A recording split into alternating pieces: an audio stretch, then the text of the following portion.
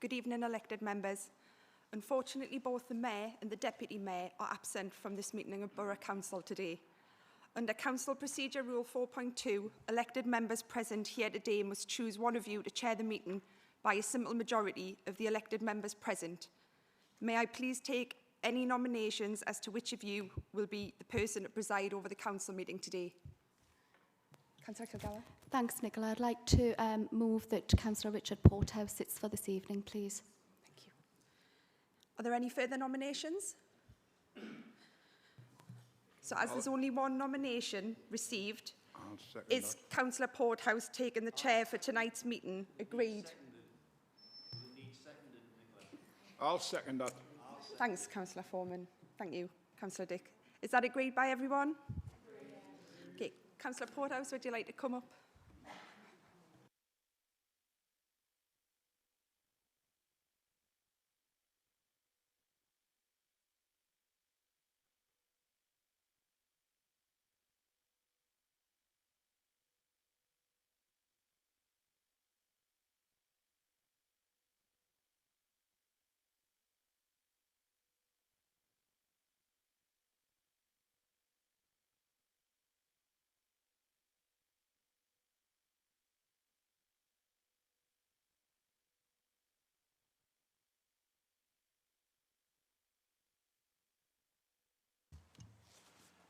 Yeah. Thank you and good evening, colleagues. Welcome to this meeting of the Borough Council. May I first send our very best wishes to the Mayor and Deputy Mayor, wishing them both a speedy recovery to full health. I'm required to inform you that this meeting is being recorded and live streamed. Welcome to those members of the public watching from home. If any member of the public or press would like to record proceedings themselves, please ensure that this is done from the public gallery without interfering with the business of today's meeting. As the Council is no longer operating strict social distancing for many of our Council meetings, other mitigating precautions to reduce the risk of transmissions of COVID-19, flu and other winter viruses amongst elected members, Council employees and the public are required. It therefore remains important that all elected members and employees, including those who are fully vaccinated, follow government's recommended behaviours and actions that aim to reduce transmissions and help to keep people safe. I would ask that all elected members, staff and members of the public attending today to wear a face covering unless you are exempt. Wearing a face covering in crowded and enclosed settings where you come into contact with people you do not normally meet is one of the government's recommended behaviours and actions. If the fire alarm sounds, can those sitting in the public gallery exit through the doors behind them? And those sitting in the council chamber, please leave the room by the doors behind me and make your way to the forecourt at the front of the town hall. Staff will assist with this. Any member who wishes to speak on any of the agenda items should use the microphones available. Members will note that each desk is equipped with an individual microphone. Members will switch on their microphones using a long mic button by pressing speak to ensure they are close to the microphone when speaking and that they speak directly into it. Members should please mute their microphones to reduce feedback and background noise when they are not speaking. May I please ask members, officers and members of the public to limit disturbances wherever possible. Please also ensure mobile phones and other electronic devices are on silent during the meeting. If a member does speak during the course of this meeting, they may pull down their face mask while speaking and return it after addressing the meeting. However, this is not a requirement and some members may feel more comfortable keeping their face coverings on the whole time. Please do whatever makes you feel most comfortable. Can I also take this opportunity to remind members that the Code of Conduct applies to this meeting and we should at all times demonstrate good conduct. We all have a collective responsibility to live up to the standards expected of us as councillors and community leaders. A councillor who speaks will not accuse anyone of improper motives or use of offensive language or expressions. Members are also reminded that full council today will only deal with business that is set out on the summons as per the council procedure rules. Members should indicate that they wish to speak by physically raising their hand and being invited to speak. All other councillors must remain silent whilst another member is speaking. As per the council procedure rules, if the chair stands during any debate at full council, any councillor speaking at that time must stop immediately and the meeting must be silent. Voting will be managed by the monitoring officer and strategy and democracy officers monitoring the meeting. If any item does not appear to be contentious, members will be asked whether any member disagrees or wishes to abstain. In the situation where there is any dissenting voice, a vote will be taken. If an item requires a vote, the monitoring officer will either ask for a show of hands or will read out the names of each member in alphabetical order and ask them how they wish to vote. The monitoring officer will record the outcome of any voting and announce it at the meeting. I have received apologies from Councillors Amor, Berkeley, Boyack, Dick, Hay and Peacock. Are any members or officers aware of any further apologies? Yes, Councillor Dixon. Yes, thank you, Mr Chair. There's apologies from Councillor McCabe, Councillor McHugh, Councillor Keegan, Councillor Donaldson, Councillor Barkley, Councillor Punchin. Thank you. Anyone else? No more? Councillor Amos. Thank you. The first item of business is declarations of interest. No declarations of interest have been received. Does anyone now wish to verbally make any declarations before we move on to the next item of business? Councillor Best. Thank you, Mr Chair. It's in relation to item 12 on the agenda, motion number 1. I have an already disclosed pecuniary interest in working for the Constituency Office for the Member of Parliament, and because I do a significant amount of work already in relation to this food strategy motion in South Tyneside, I believe it would be a conflict of interest for me to take part in the debate and also to vote. So I'll need to withdraw at that point. Thank you, Chair. Hamilton.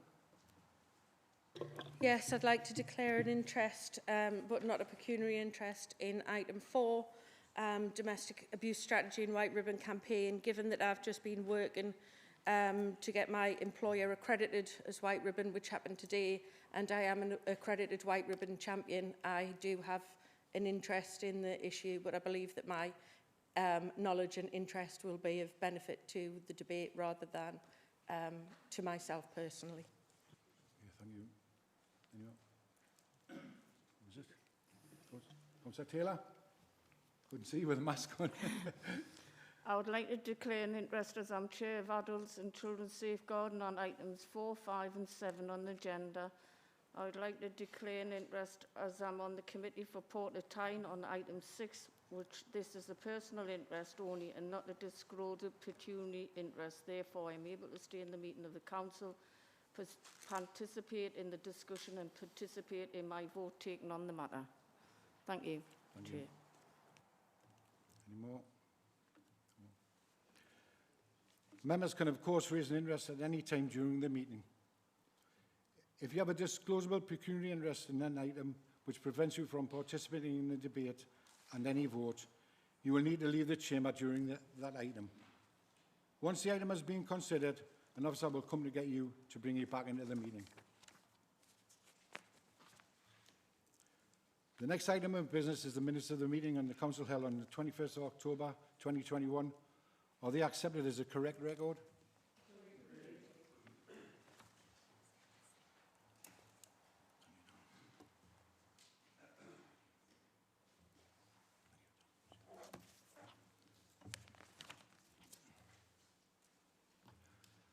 The next item of business is Mayor's announcements or communications. I have a number of announcements on behalf of the Mayor.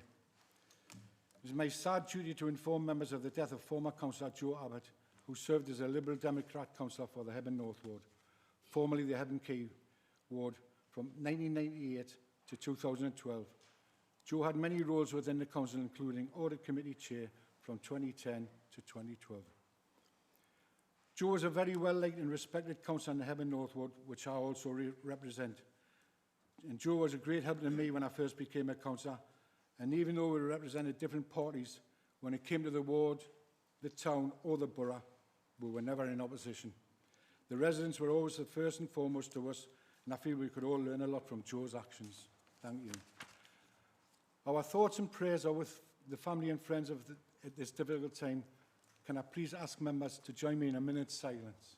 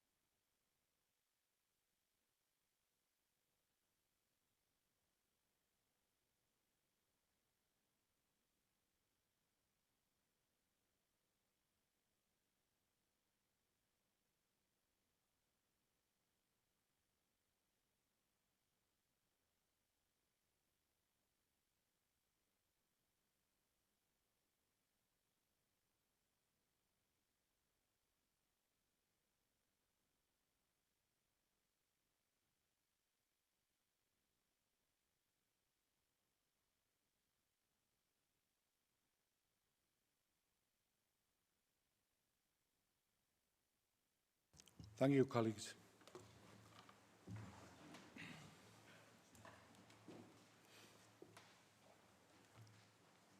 I'm delighted to share with colleagues the news that South Tyneside has been recognised by the Chartered Institute of Public Relations for our communications during the coronavirus pandemic. Both hashtag Proud to Support and hashtag Love South Tyneside have been recognised. I know all members are familiar with and are huge advocates for the Love South Tyneside initiative, which was a key vehicle to celebrate the amazing outpouring of social action across our communities. We ask the public to help us say thank you to volunteers, friends, family and businesses who went out of their way to help other people and received over 300 nominations. One of those nominees, a local business owner, later went on to receive a Queen's Honour and has been recognised by Her Majesty the Queen. We also have other nominees playing a part in our Christmas light switch-ons this year, all true local heroes. While the Council led the campaign, employees and elected members also worked with the South Tyneside Partnership with support from South Tyneside Homes and the CCG, all over and above their busy day jobs at the height of the pandemic. The awards won were 2 goals for our work in building community relations and for low budget communications. We achieved this within existing resources with very little spend. 2 silver for best use of digital and best COVID communications response, which I think is fantastic.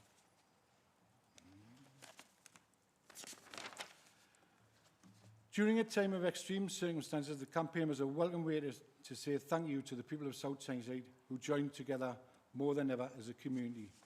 I'm sure members will join me in thanking all those involved.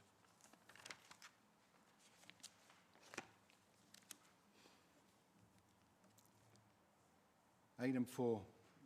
The next item of business is to consider a report of the Director of Public Health providing an update on the domestic abuse strategy and white ribbon campaign. Before I ask Councillor Hetherington to formally move the report, may I please ask Evie Allen, one of our students from Horton Academy, to be asked into the chamber.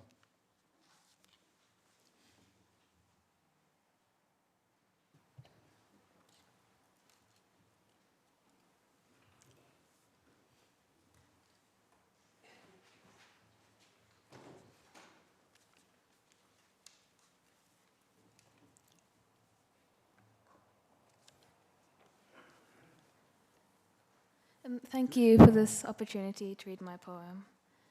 Monday. Evie, could you just hang on a minute, please? Oh, sorry. Sorry. Could I have a second, please? Thank you. Sorry. Evie, we understand that you have written a poem called Every Day, which is a poem about domestic abuse. Your poem is a top 15 winner of the Foyle Young Poets of the Year Award 2021, which is an international competition by the Poets Society. Your poem is one of only 15 selected from over 14,000 poems from across the UK and around the world. What a truly fantastic achievement. Evie, it would be our great honour if you could read us your poem. Thank you. Monday, he loves me. Tuesday, he hates me. Wednesday, he hits me. Thursday, he avoids me. Friday, he disappears. Saturday, he stumbles back. Sunday, he's sorry. Every day, he drinks. Thank you.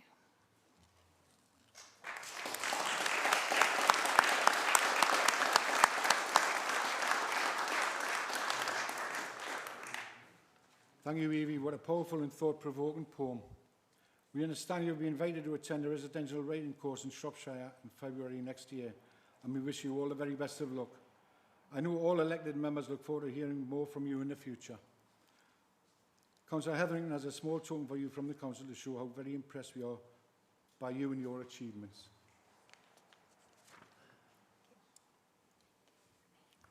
Thank you.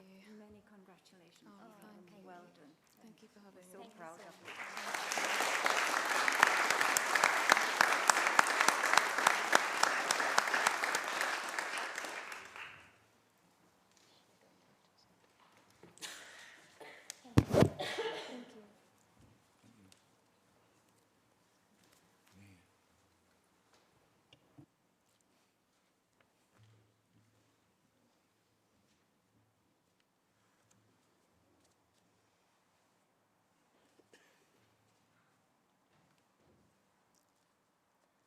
Councillor Hetherington, can I please ask you now to formally move the report?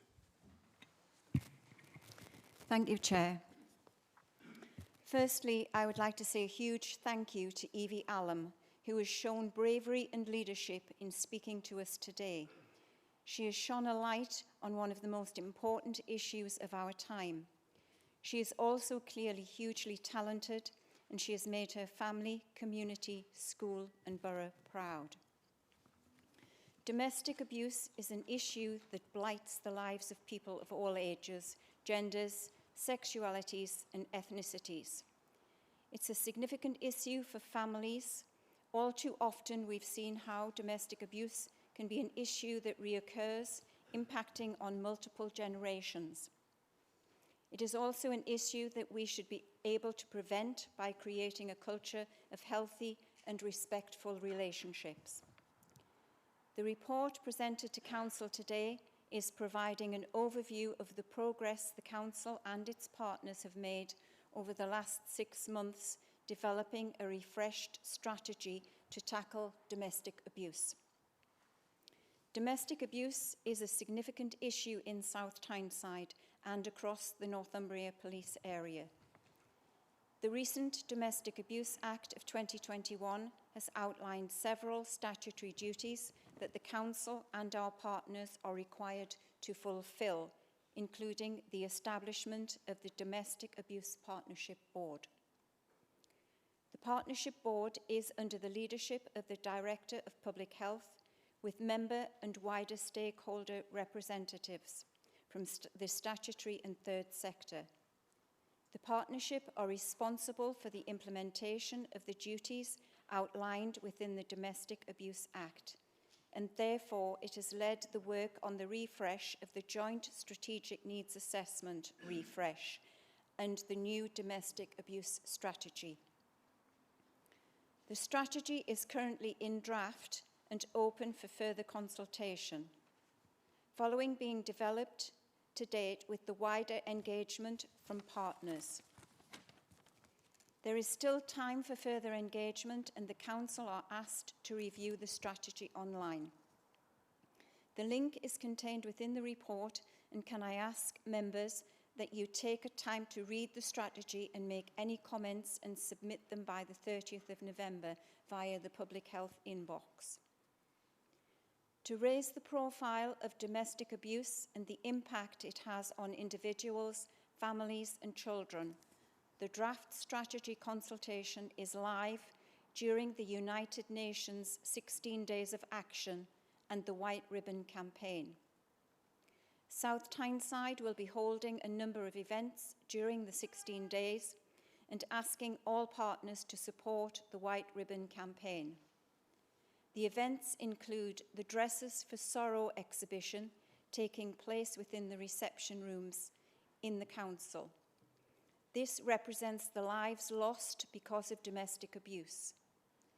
The Youth Parliament are working with our schools to implement lesson plans to raise the profile via social media and hosting a debate.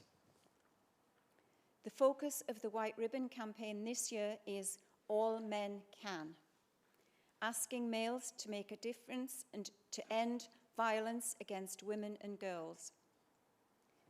Locally, we are asking as many men as possible to wear a ribbon and to take a photograph of themselves showing support and using the hashtags within the report to create a swell of support on social media. To demonstrate the Council's commitment, we are also applying to become an accredited white ribbon organisation, as well as asking our partners to also make the same commitment. The accreditation process is also overseen by the Partnership Board. And I would like to take this opportunity to ask all members to support the 16 days of action and the White Ribbon campaign. Council are asked to note the report and to provide feedback on the draft domestic abuse strategy and to show your support to this important issue. Thank you, Chair, and thank you, colleagues. Thank you, Councillor Hetherington. Is that seconded? Are there any questions, or does any member wish to speak to the report? Councillor Stonehouse. Hello. Thank you, Councillor Hetherington. That was really interesting.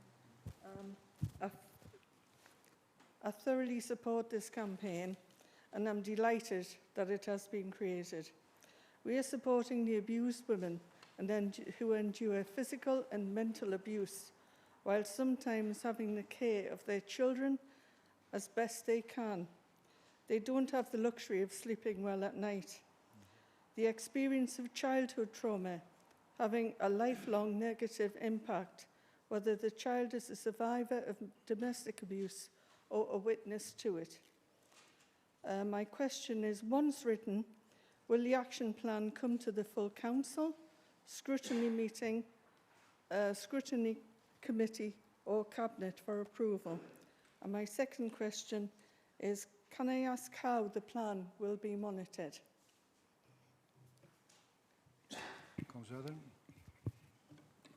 Thank you, Chair. Thank you, Councillor Stonehouse, for those comments. This is a strategy, it is an iterative strategy, and it has to be implemented by the 4th of January 2022. So unfortunately, it wouldn't be available to come back to full council at that time, but the strategy will be available for members to review and comment on, and because it is an iterative strategy, it will be available to be amended at any time during its 3-year process. Thank you. Okay. Councillor Hamilton. Thank you. And thank you, Councillor Hetherington, for the report. I'm going to start with an apology and say I haven't read the draft domestic abuse strategy. I've been quite ill over the last 3 weeks and haven't had a chance yet.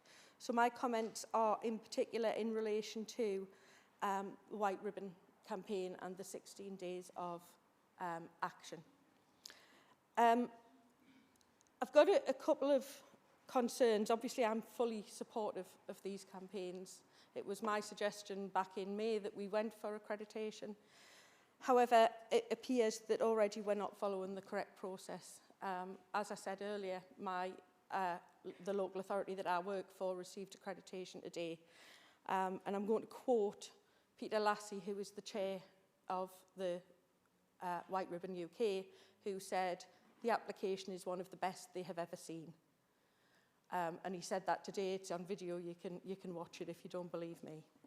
I've spent months working on this, as have other people at the local authority where I work, and 2 other local authorities in the region have also received accreditation in the last couple of weeks. The first thing as a local authority that you have to do is bring a cross-party motion to council to get agreement to go for accreditation, not just a report in which we agree to go for accreditation. You also have to identify the things that are identified in this report, which have been taken from the White Ribbon website, are very much just the basics that apply to all organisations.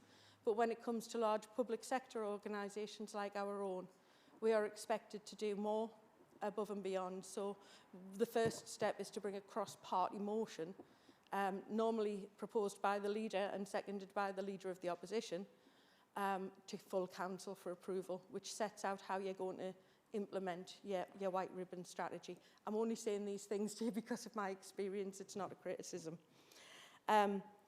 It is something that you will have to do, though, and the steering group that will need to be set up will have to include people from all levels of the local authority. It'll have to include people from across the political spectrum. It's something that White Ribbon do insist upon, and as I say, I've been working on this for months with the Chief Executive and spent most of today with Peter Lassie, who is the Chair. Other than that, I'm very, very supportive of the proposal for accreditation. But it does need to be done properly if we want to be successful in achieving it, because the last thing we want is to not get it when we apply, and it's not a given that you automatically get it. I was going to talk a bit about the dresses for sorrow, which I think is a little inappropriate, but it's probably not the time to do that. But I do think we need to think carefully about whether we're actually stigmatising people by some of these actions and portraying women as only wearing dresses or portraying dresses as women is a little bit of a stigma. It also takes the emphasis away from the people that we are supposed to be helping, which is the people who at this moment in time are still either suffering or are survivors of male violence against women. It's not just about domestic abuse, it is about the wider male violence against women. And I think it's important that we take that on board going forward. But as I said, I am very supportive of this. If you want any help, if you want my experience, my knowledge, I can share with you a copy of our our action plan, which is now not draft after today, that will be implemented over the next 3 years, our communication strategy, which is 45 pages long. I'm more than happy to share that with you because it is what White Ribbon UK are using as the models that they are given to other local authorities at the moment, is all of the documents produced by my local authority. That includes a draft motion if you would like me to share that with you as well. Thank you, Councillor Hamilton. Councillor Hetherington, would you like to reply? Yeah, thank you, Chair. I can confirm that we will, of course, follow the correct procedures as we would always do. And today it's just asking for Council to agree for us to start the process. And I'm sure that the Director of Public Health will make sure that we do follow everything that is happening and we do follow the correct procedures, and we will be engaging with all of the people that it is necessary to engage with going forward. And as far as the comment on the dress for sorrows, I take Councillor Hamilton's point. However, it is there simply to show how we will support all people who have suffered domestic abuse, and to highlight in, I think, probably the most poignant terms, if you go into the reception room to look at that, just exactly what domestic abuse does to families. And there is also a display in there of teddies, which is intended to show support for those children who are also the victims of domestic abuse. So there was no intention at all to stigmatise anyone in that display, and it will be going around the borough over the next couple of weeks. Thank you. Thank you, Councillor Hetherington. Is the report and the recommendation agreed? The report's agreed. Thank you.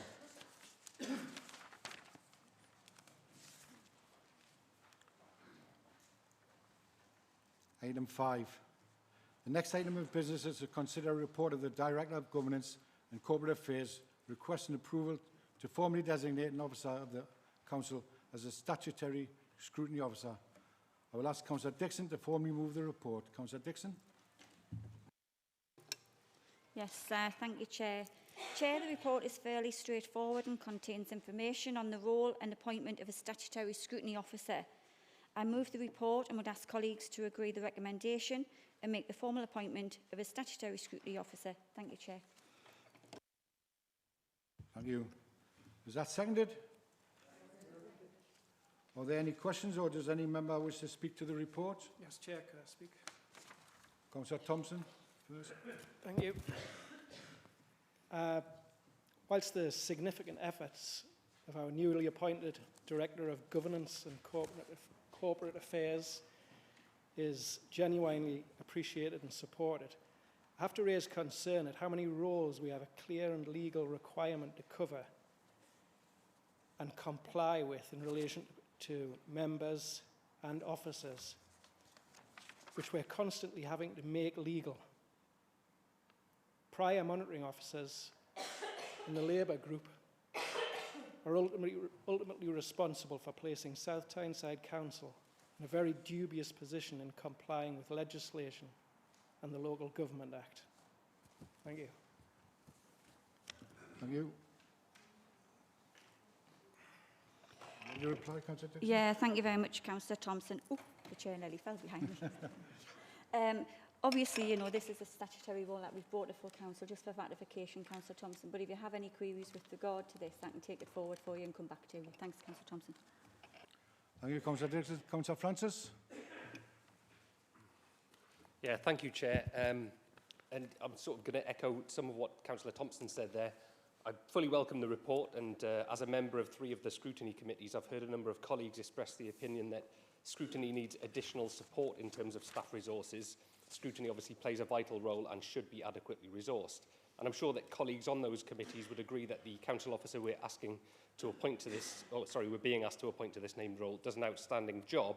So I welcome the recommendation in the report, but like Councillor Thompson, I have some concerns about our track record with regard to statutory roles.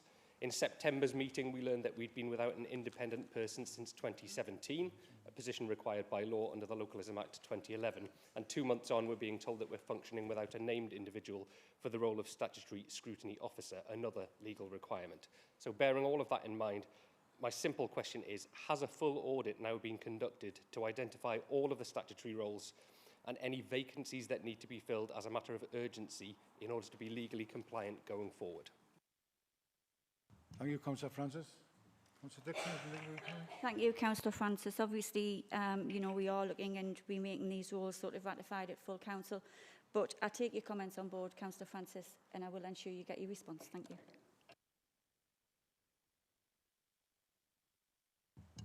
Is the report and recommendation agreed? The report is agreed. Thank you. Next item. Item 6. The next item of business is to consider a report of the Director of Business and Resources on the Autumn Budget and Spending Review 2021. Headlines and South Tyneside implications. I will ask Councillor Bell to formally move the report. Councillor Bell. Thank you, Chair. This report sets out the main points of the Government's Autumn Budget and Spending Review statement. The statement sets out the prospects for national economic growth and government debt forecasts. There remains a continuing government budget deficit, exacerbated by the impact of the COVID pandemic, and therefore financial support to councils will remain tight for the next few years. The statement included prospective funding across the public sector over the next 3 years. The largest increases in funding were for the NHS, which had already previously been announced. The other major announcements impacting directly upon the Council concerned prospective changes in grant funding to local authorities, which amounted to 1.8% per annum in real terms.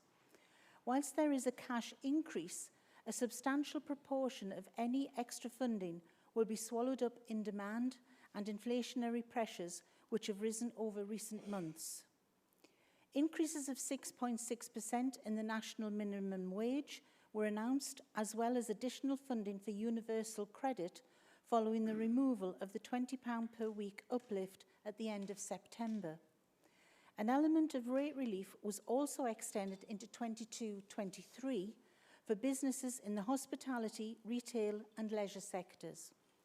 Whilst the Council was unsuccessful in some of its external funding bids, it will continue to work with partners to take advantage of future rounds of bidding through opportunities such as the Levelling Up Fund Phase 2.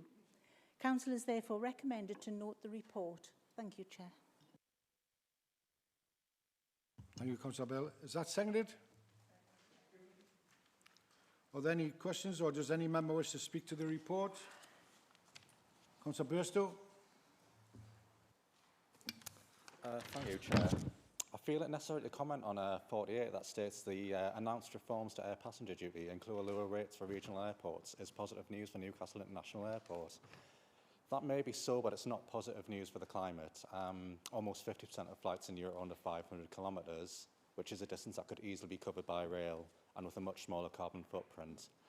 This report's right to go into detail about the lack of support the region has faced as part of the City Region Sustainable Transport Settlement and the Restoring the Railways Fund. Such support is vital for both the regional economy and to give us a fighting chance of meeting our net zero responsibilities. I hope the Council and other parties continue to lobby government for the investment in this area that is so desperately needed. Thank you. Thank you, Councillor Bristow. Would you like to reply, Councillor? Obviously, I've taken Councillor Bristow's comments on board, and obviously we will be looking to go through the fund in bids that we did to see where we were unsuccessful, why we were unsuccessful, and we will, as a council, always pursue whatever we can to bring grants back into the council. And I take on board what you're saying about the airport, and we will obviously take those on board. Thank you.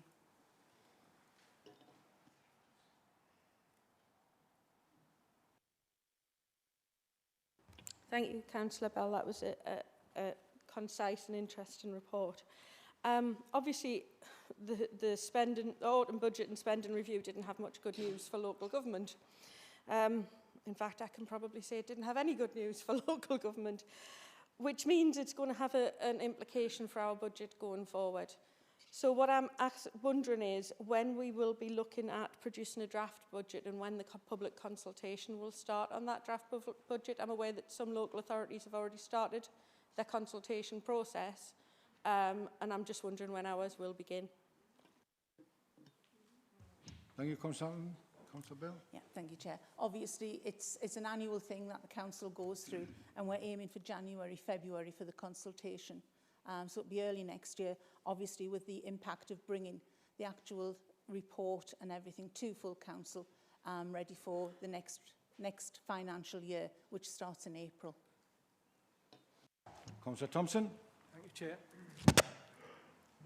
Can I ask Councillor Bell, in relation to the South Tyneside College relocation proposal, Councillor Dixon stated after the recent disappointment with our levelling up funding application, we will continue to lobby government for alternative sources of funding.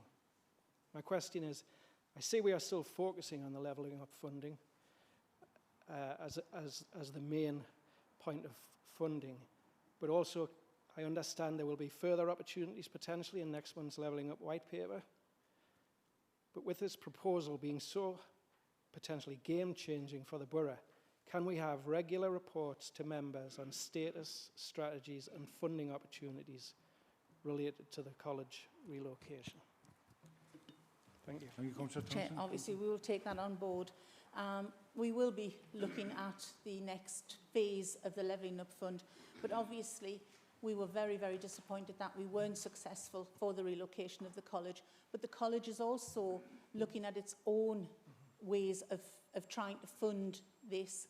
We're waiting for a decision to be made on that, but we will obviously take all of that into consideration, and I will make sure that members are kept up to date as to what we are actually doing as our bidding goes forward, because the Levelling Up Fund is not the only one that we're looking at.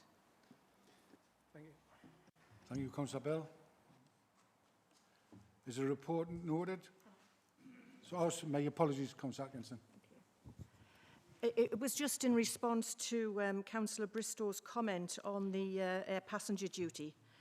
You know, some people will think it's bad news, and I suppose if we overuse air travel, it probably is for the climate. So, but what we know is locally, people do value being able to travel from Newcastle Airport, and you know, we wouldn't want to perhaps tell people that's the wrong thing to do, but maybe persuade them that in moderation, you know, we understand that.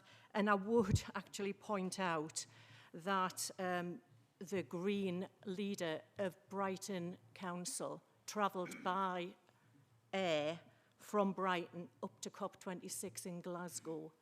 and so therefore he obviously uses his local airport. Thank you. Thank you, Councillor Atkinson. Is the report noted? The report's noted. Thank you.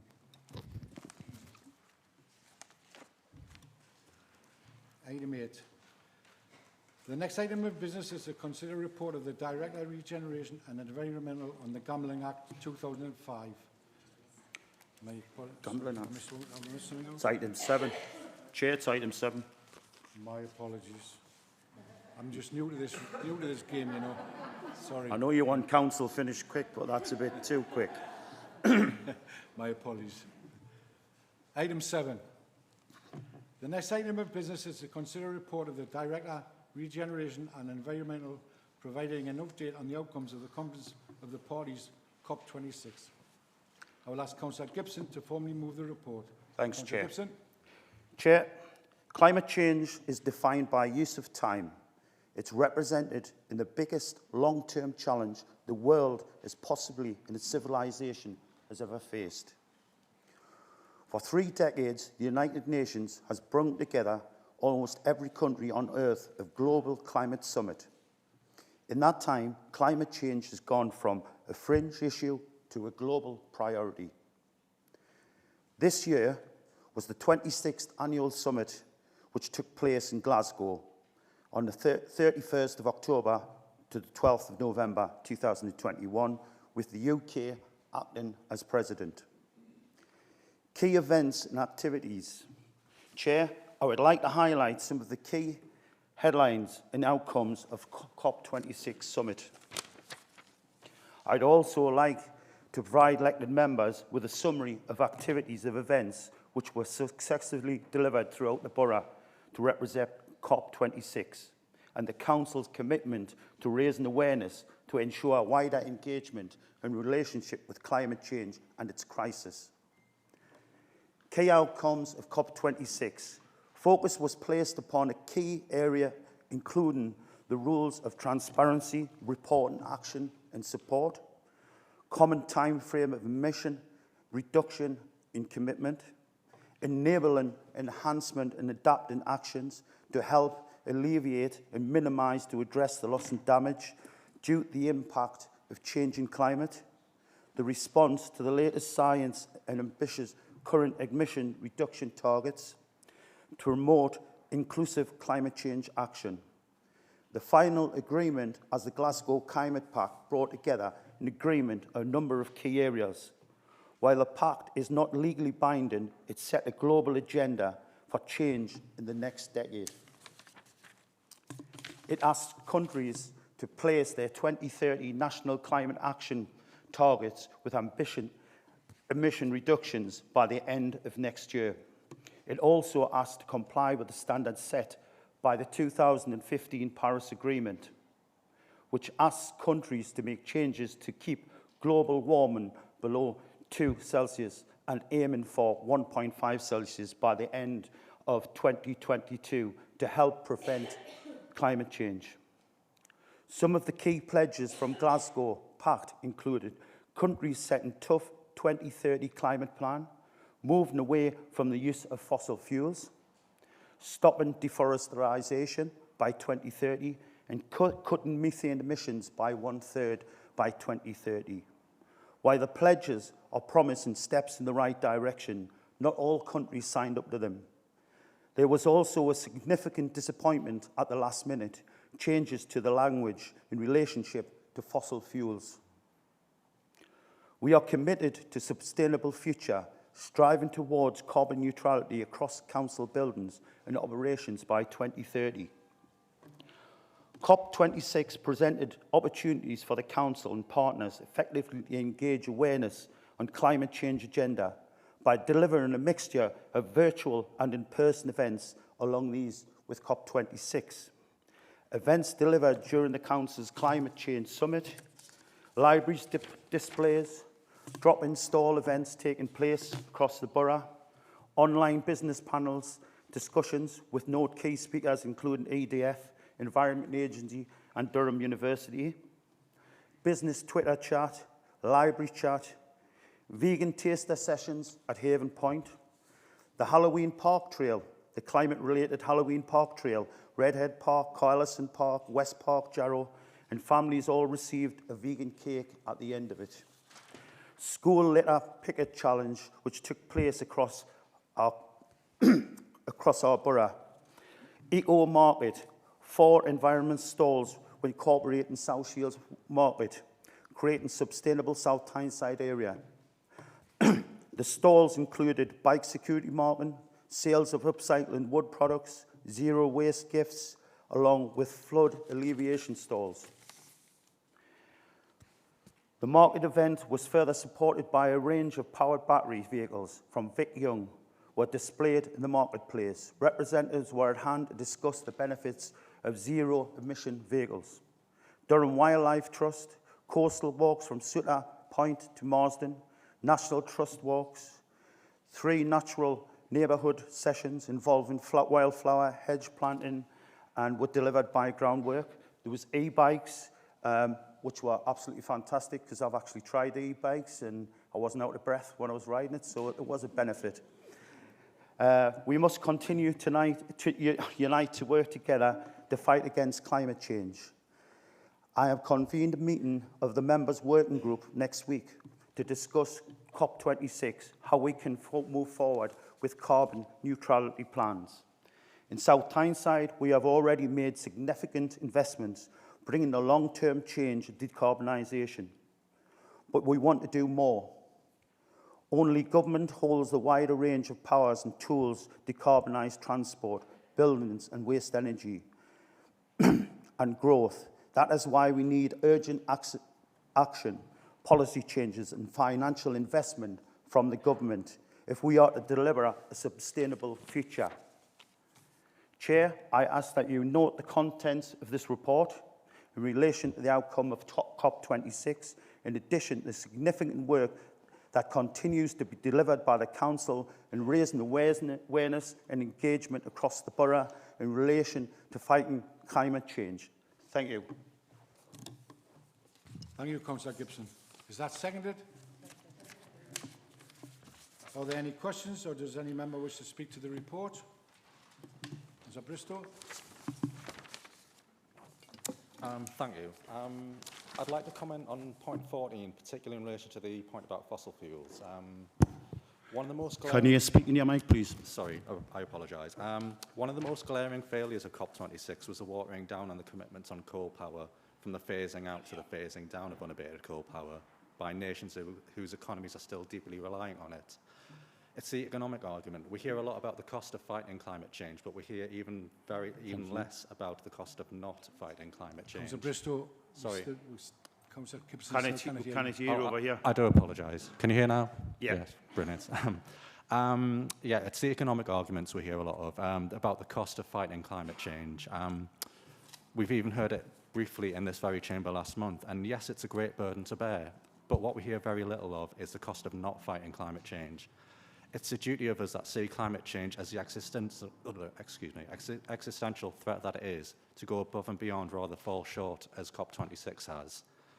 And I make no apologies for bringing it up in this chamber yet again, but the Tyne and Weir Pension Fund, which is administered by this council, has an estimated £283 million invested in fossil fuels. It must divest from these as soon as reasonably possible. The economic arguments are simply not good enough when you consider the economic prospects of a world where climate emergency has run amok. As this council's climate emergency motion states, we have the opportunity to be world leaders, so let's. Thank you. Thank you, Councillor Bristow. The member will receive a written response, as this item keeps coming up on a regular basis, and they do have responses to it, but they still continue raising this issue. Thank you, Councillor Gibson. Councillor Francis. Yeah, thank you, Chair. We've now learned that COP26 was essentially a cop-out, and the report's very honest and clear about that. One of the key aims of COP26 was to finalise the Paris rulebook, and as the report says, while COP26 has closed the gap, it has far from solved the problem. The report goes on to say that the promises will still not be enough to limit global warming to the 2-degree goal outlined in the Paris Agreement, and there's some dispute about whether or not that 2-degree aim is enough to avoid climate catastrophe. The Paris Agreement was from 2015, so on a global level, we're already 6 years behind. The clock is ticking, and we're still not on track to tackle the climate crisis. As I've said before, I welcome the aspirations, actions, and investment that this council has taken, doing our bit to tackle the climate crisis on a local level. I welcome the fact that in response to Councillor Stonehouse's suggestion, we as a council have signed up to the UK 100 pledge. However, I recently checked the council's website to look at our council strategy, the overarching set of priorities and objectives that we're working towards as a local authority. I was surprised to see that the strategy there covered the period from 2017 to 2020, and climate change was not identified as a key priority. At first, I thought the website simply needed updating, but on checking, I learned that the 2017 to 2020 document is the most recent strategy. We didn't have an independent person, we didn't have a statutory scrutiny officer, we don't have an up-to-date strategy. I'm concerned that we've now spent almost 2 years with no council strategy in place. I appreciate we've had a global pandemic in that time, but at this stage, we desperately need a coherent strategy with climate change as a key priority area to ensure that South Tyneside Council continues to play its part in tackling the climate crisis. Bearing in mind that the most recent strategy document is from 2017, it's nearly 2 years past its sell-by date, and it predates our climate emergency declaration by 2 years. The question is, when will we have a new council strategy document with climate change front and centre? Thank you, Councillor Francis. Councillor Gibson, would you like to? Thanks, Councillor Francis. Your views have been taken on board. But we have, for the past 2 years, since 2019, had Sustainable South Tyneside, which we have been delivering. But this will be discussed at our working group, I hope, which you're going to attend, which you're a member, and we'll discuss it further there. Thank you. Is the report noted? The report is noted. Thank you.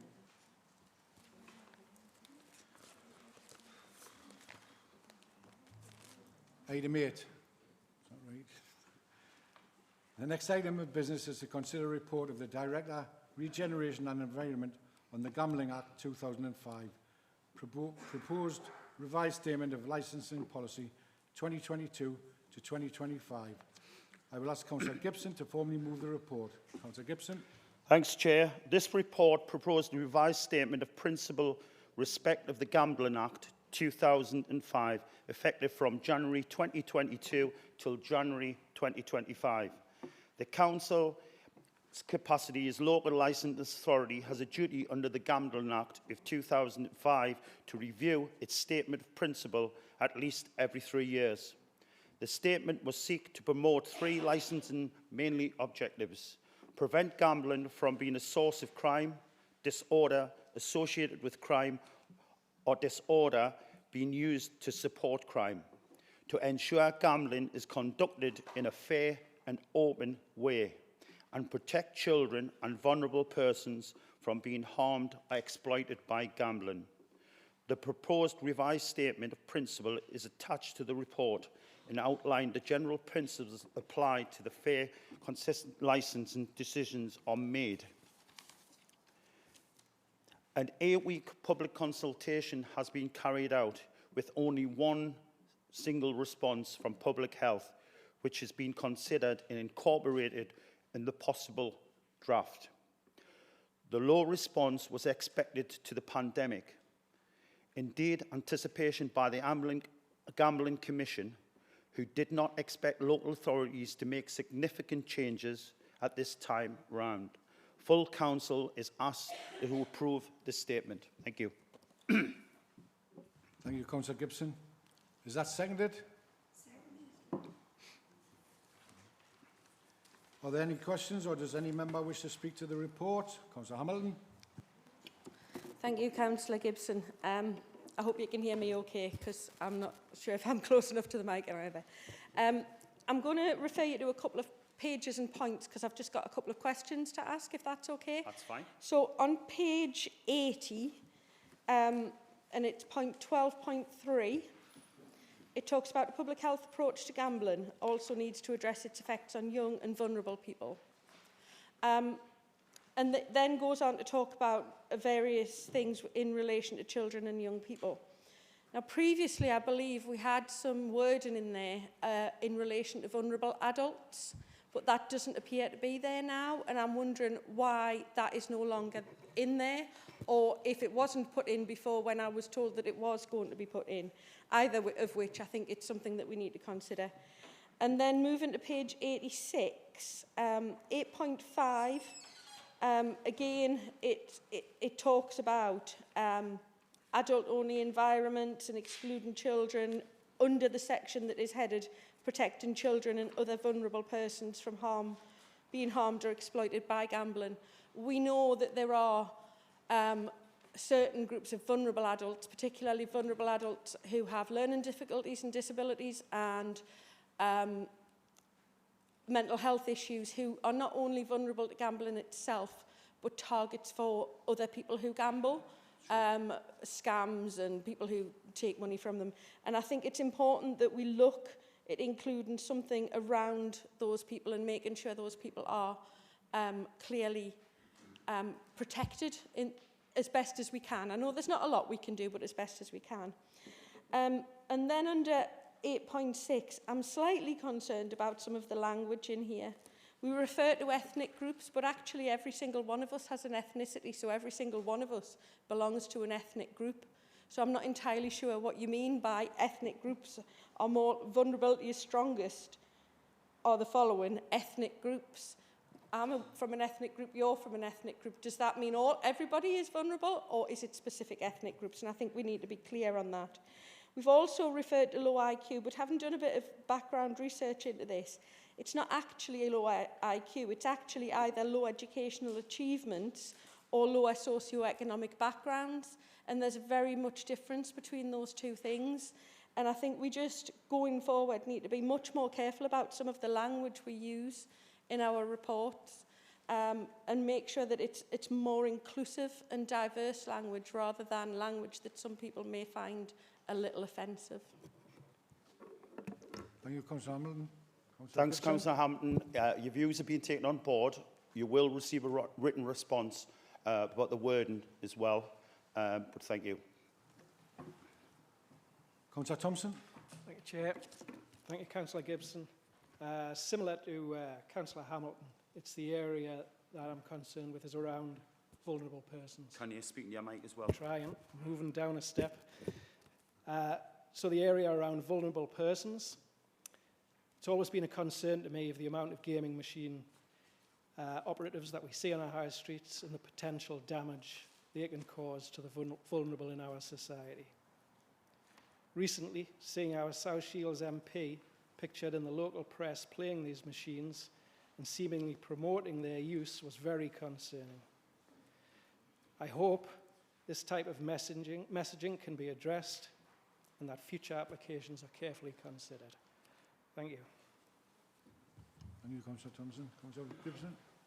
Thank you, Councillor Thompson. A lot of these premises do come before the licensing committee, and they go through a stringent, they've got a criteria to meet, and they are looked at in every aspect, and even recommendations from the police are looked at. Vulnerable people are going there, but yeah, views are taken on board. Thank you. Thank you, Councillor Gibson. Councillor Francis. Yeah, thank you, Chair. I'm going to admit straight away that I'm not an expert in gambling or licensing, so forgive the naivety possibly of a couple of these questions. I don't know it either. Yeah. Page 6 of the report, which is page 72 of the pack, talks about the local risk assessments, and the statement of licensing policy mentions the figure of 100 metres in terms of where these places are sited. So, not within 100 metres of educational establishments or accommodation for vulnerable adults and so on. So I'm just curious to know where that 100 metres comes from. Is it us as a local authority that sets that, that distance? And if it is, I'm not sure if 100 metres is enough of a deterrent to somebody who's struggling with compulsive behaviour and gambling addiction. But I'm also aware that regardless of any distance limitations, anyone with one of these in their pocket essentially has access to a portable casino without even leaving their home. And so bearing all of that in mind, I just wondered, and again, I'm not sure if there's anything we can do, but I wonder if there's anything the local authority can do to address the promotion and advertising of gambling in the borough, whether for in-person or online gambling. Thank you, Councillor Francis. Councillor Francis, this is a national document which all councils will receive. So it may be a national criteria, but what I'll do is ask the relevant officers for a written response. Okay. Thank you, Councillor Gibson. Is the report and recommendation agreed? Does Council agree to option 1 and approve the revised Gambling Act statement of licensing policy for South Tyneside? The report and recommendation is agreed. Thank you.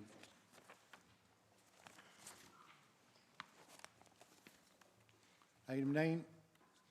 The next item of business is to consider a report of the independent chair of the Standards Committee outlining the work undertaken by the committee to promote and maintain high standards of conduct across the council.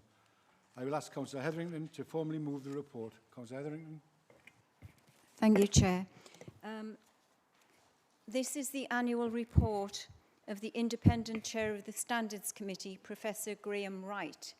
The report outlines the work undertaken by the Standards Committee to promote and maintain high standards of conduct across the council and provides the Chair's personal observations on raising standards. Chair, I would like to move this report and would ask colleagues to note the report. Thank you. Thank you, Councillor Hetherington. Is that seconded? Are there any questions, or does any member wish to speak to the report? Councillor Thompson. Thank you, Chair. Councillor Hetherington, thanks for presenting Professor Wright's report. And I'd like to thank Professor Wright for his excellent report and his continued good work in the committee. I'd just like to repeat one sentence from Professor Wright in that report, where he states, members have been reminded that they have a duty to monitor comments on their posts on social media and to remove any which risk bringing the member into conflict with the council's code of conduct. Effectively, Professor Wright is telling us that you don't have to necessarily make a post yourself to be in breach of the code of conduct.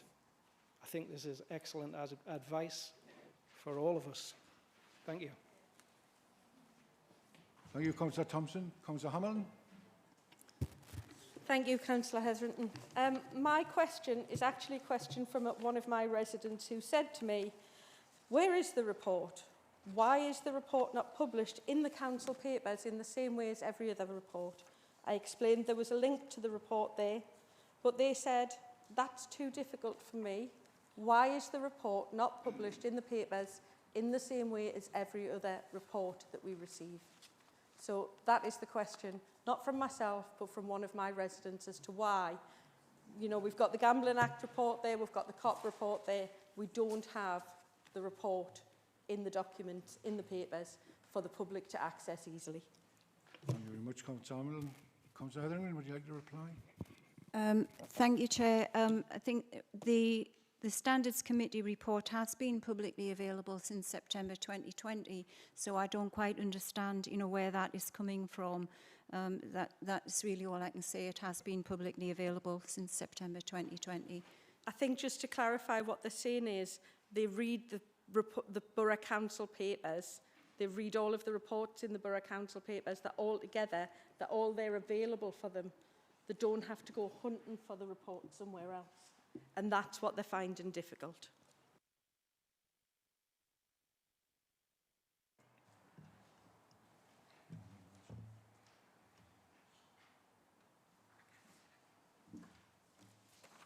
I think Councillor Nicholas is going to answer that one. Sorry, Councillor Hamilton. I think there was a slight oversight, so that when the papers were first circulated, the report wasn't included, but this was rectified within hours, really. So straight after the next morning, and for the last 6 days, the report has been available and accessible in the same way as every other report in the pack. Thank you. I'll feed that back to the resident. Thank you. Is the report noted? The report is noted. Thank you.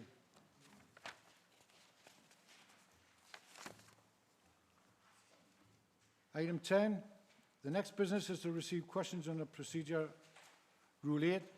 No questions have been received on this rule. Item 10. The next business is to receive questions on the procedure Rule 8. No questions have been received under this rule.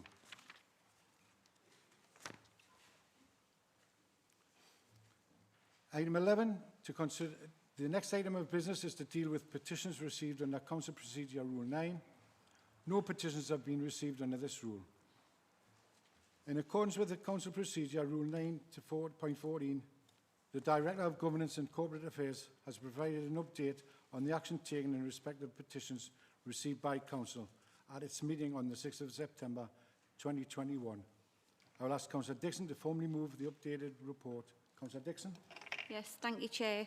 Colleagues, this report provides updates on the action that has been taken in respect of the petition presented to full Council at our Council meeting on the 6th of September 2021. This satisfies the requirements of the Council Procedure Rule 9.14. Chair, I move the report and ask colleagues to note the content for information. Thank you, Chair.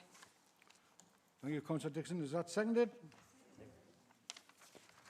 Are there any questions, or does any member wish to speak to the report? Is the report noted? The report's noted. Thank you. Item 12. The next business is to receive motions under Procedure Rule 10. 4 motions are to be considered under this rule today. I will explain the procedure for motions. I will ask the proposer of each motion to move the motion, and he or she may speak for up to 5 minutes. I will then ask whether the motion is seconded. The seconder may speak for up to 3 minutes or reserve the right to speak later in the debate. The motion will then be open to debate by members who may each speak for up to 3 minutes and may move amendments. Motion 1 has been submitted by Councillors Francis, Bristow, Thompson, Milburn, Kennedy, Roberts, Forster and Wildhurt. Councillor Francis, please present the motion. Thank you, Chair. In July this year, this Council agreed a right to food motion. We heard about the crisis of food poverty facing our communities, the staggering increase in the number of food parcels and food banks, and we called for the right to food to be incorporated into the National Food Strategy. In South Tyneside, we know the huge role that food and nutrition plays in public health. I'm sure many colleagues will be familiar with health inequality linked to deprivation in our communities. In fact, about half the South Tyneside population is in the most deprived 20% of the national population.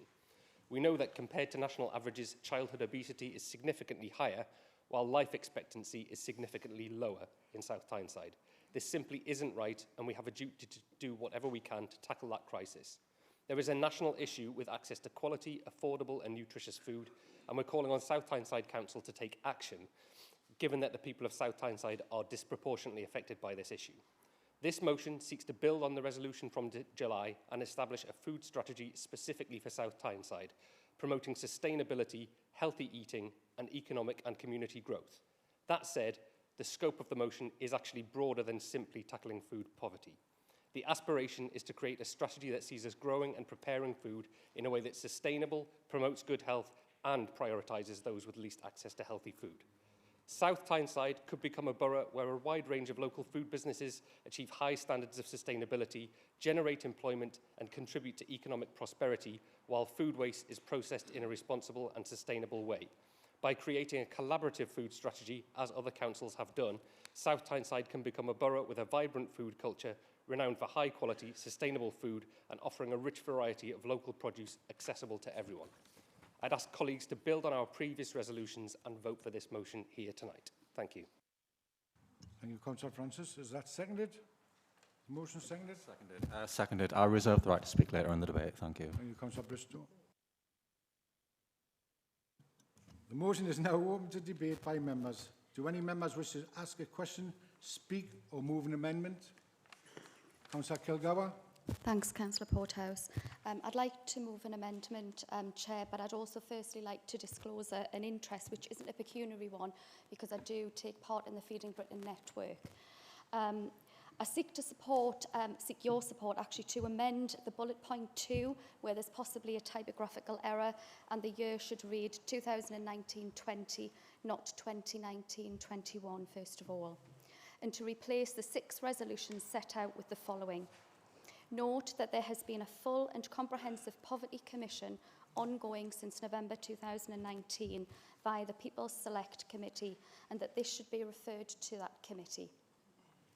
My reasons for asking for this is that the original motion focuses on one part of the overall strategy, required to lift out those suffering from poverty, but the many forms of poverty. It is absolutely just that these serious matters are at the forefront of our minds. But what is concerning is that the original motion sets out efforts that have already been undertaken and continue. So in November 2019, the Commission was agreed. One of the strands was to examine the area of affordable diets, support for food initiatives. In December 2020, the Commission took a report to Cabinet setting out 4 recommendations which were healthy and inequality-based. At this meeting, Cabinet were asked to note the report on progress made, endorse the recommendations contained in paragraph 96 and ask the Directors for Children and Families and Regeneration and Environment to prepare a response to the action plan and produce an action plan.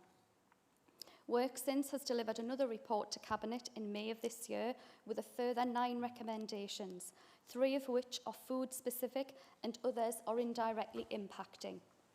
We are engaged and invested in developing the best sustainable and supportive ways to do our very best to mitigate the causations of poverty, which includes food poverty.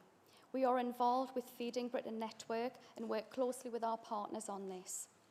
Finally, Chair, may I remind Council that myself and colleagues brought a motion in July, as Councillor Francis has mentioned, after Ian Byrne MP also criticised the Government's lack of ambition in the National Food Strategy recommendations and resolved to call for the right to food to be incorporated in the National Food Strategy. We asked the Council Leader and the Chief Executive to write to the Independent Chair of the Government's National Food Strategy to further this request. It was signed by Councillors Dean, Peacock, Strike, myself and McHugh. Chair, we must tackle the underlying strategic factors for this to succeed. It's such a shame that the original motion fails to recognise this work and the most recent developments and progress to date. However, it has given us the opportunity to highlight what we are doing yet again, and I move this amendment, Chair. Thank you. Thank you, Councillor Gilgour. Is the amendment seconded? Seconded. Thank you. Would you like to speak now, Councillor Atherton? Yes, I'll speak now, Chair. Thank you. I would like to second this motion. The Poverty Truth Commission must be allowed to finish its work, and that doesn't mean that nothing is being done. Far from it, as the Poverty Truth Commission reports show. It's incumbent upon us to deliver sustainable, realistic outcomes for our residents, to tackle all forms of inequality in South Tyneside. And a food strategy is not the only solution. It's one of many tools available to us, which I'm sure the Commission will highlight when it finishes its review and makes its final recommendations. We are working towards seeing poverty and all the misery it brings gone from South Tyneside. Access to good, healthy food is a basic human right and one that we as a council will always champion. Poverty is so much more complex than just a food strategy, and we are working on new and meaningful plans co-produced by and in consultation with partners and the voluntary sector to tackle these issues head-on. Whatever we do has to be realistic, achievable, as well as ambitious, and what we are working on is just that. South Tyneside, as Councillor Kilgour says, has already signed up to the Feeding Britain network and in fact in 2015 was one of the first networks to be created. It's very commendable to produce documents saying what we should do, but they have to be followed up by action, and we are not limiting our options or offering narrow choices. We are working with partners on far-reaching and sustainable opportunities for our residents. We are able to equip our residents with tools and opportunities to live better and more healthier, independent lives. And we are very much aware of the wider determinants of health the causes of inequality, which are the focus of our co-produced health and wellbeing strategy, which is currently being redrafted. So much is being done, but there's always more that we can do, and we are doing it. Colleagues, I urge you to support the amended motion and allow the Poverty Truth Commission to finish its work and present its recommendations to us. Thank you. Thank you, Councillor Etherington. Do any members wish to ask a question or speak on the amendment? Councillor Francis. Yeah, thank you, Chair. I mean, the first part of the amendment, I'm fine with changing that date because that's a genuine typographical error. But I'm concerned about the rest of it. In terms of Councillor Kilgour saying that things are already set out and continue, I would remind members that last month there was a motion put forward by the Labour group, which was very green, in fact, because it recycled 3 resolutions that had already been passed at full council in 2019. So what's good for the goose is good for the gander, I would imagine. The amendment proposed today seeks to remove each and every resolution contained in the original motion and simply refer it to the People Select Committee. Month after month, we see Labour motions to full council that could easily be dealt with through other routes, but they are tabled for debate and often supported by opposition members, recognising our duty to put the interests of residents above party politics. On the other hand, time and time again, when opposition members submit motions, Labour's response is to kick it into the long grass or refer to other committees, where resolutions are sometimes watered down or disappear without a trace. Coincidentally, month after month, residents contact me after these full council meetings to tell me that despite of their lifelong tendency to vote Labour, they are switching their voting habits because of that sort of behaviour. Not for the first time, I'm concerned that party political tribalism is taking priority over doing the right thing for residents we are elected to serve. Prior to submitting this motion, I checked with officers to see if there were any technical or legal issues with this motion. There were none. In our council's constitution, Part D, Rules of Procedure, point 12.6.2, it clearly states, and I quote, "An amendment cannot negate the motion." By seeking to remove every single resolution of the original motion, the amendment clearly seeks to do exactly that, and I would argue that therefore it is absolutely unconstitutional and should be ruled out of order or withdrawn. Voting for the amendment has the same result as voting against the motion. I'd ask colleagues to build on our previous resolutions and vote for this motion and against the amendment tonight. By failing to commit to this, we're simply delaying this important work, we're failing the residents, and those most in need will be those hardest hit. Thank you.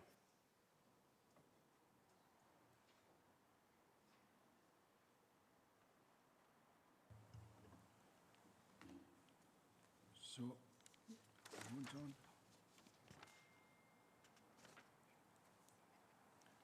Thank you, Councillor Francis. Is the amendment agreed?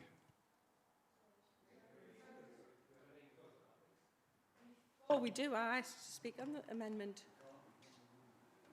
Anybody can speak on an amendment.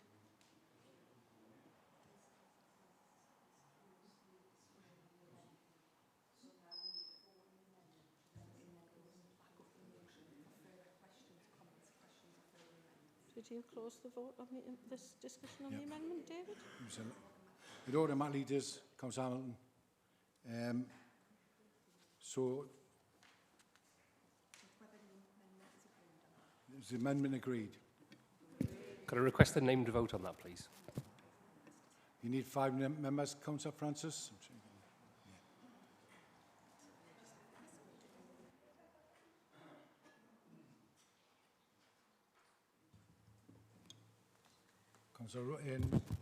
Thank you, Chair. Councillor Rosen, could you do a name vote, please? Of course. Elected members, I will ask you if you are Sorry, for... what's the matter, Councillor Kilgour? May I just raise a query, please, if I may, just for a point of clarity?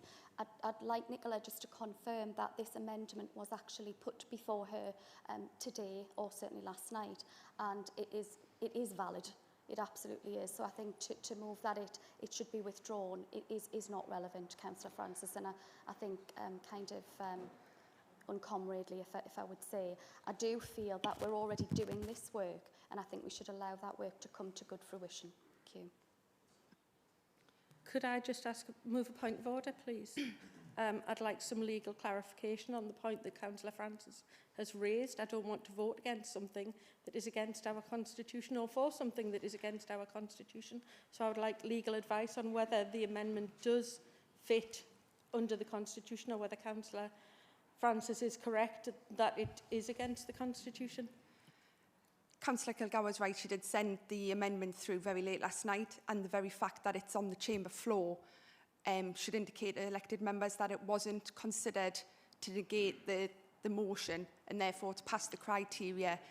And for that reason, because it's set out the way it was, and then the amendment was asked for it to be moved to go to the Poverty Commission that's been ongoing. So therefore, if I can just take us back to doing a vote on the amendment. So this is just to accept whether the amendment or not is accepted. Elected members, I'll ask if you're for, against or abstaining from the vote. And if you can just raise your hands clearly. Sorry, no, I'll just, if you use the microphone when your name's called. Councillor Atkinson? For. Councillor Bell? For. Councillor Best has left this chamber, so she's abstaining. Councillor Brady? For. Councillor Bristow? Against. Councillor Dean? For. Councillor Dix? For. Councillor Dixon? For. Councillor Duncan? For. Councillor Ellison? For. Councillor Flynn? For. Councillor Foreman? For. Councillor Forster? Against. Councillor Francis? Against. Councillor Gibson? For. Councillor Hamilton? Against. Councillor Hetherington? For. Councillor Huntley? For. Councillor Kennedy? Against. Councillor Kilgour? For. Councillor Leask? For. Councillor Malcolm? For. Councillor Maxwell? For. Councillor Melling? For. Councillor Milburn? Against. Councillor Porthouse? For. Councillor Potts? For. Councillor Proudlock? For. Councillor Purvis? For. Councillor Roberts? Against. Councillor Sewell? For. Councillor Smith? For. Councillor Stonehouse? Against. Councillor Strike? Councillor Taylor? For. Councillor Thompson? Against. Councillor Traynor? Councillor M. Walsh? Councillor Welsh? Councillor West? Councillor Wildhurt?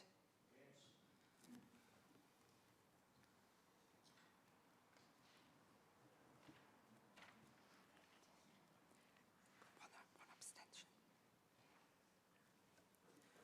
So we've got 30 members for, 10 members against, and 1 abstention. So the amendment is carried, Chair. Thank you. The amendment is carried. Therefore, the motion is, as amended takes the place of the original motion. This is now the substantive motion, to which any further amendments are moved. Do any other members wish to ask a question, speak, or move another amendment? Councillor Hamilton. Okay. I don't understand why the amendment was moved.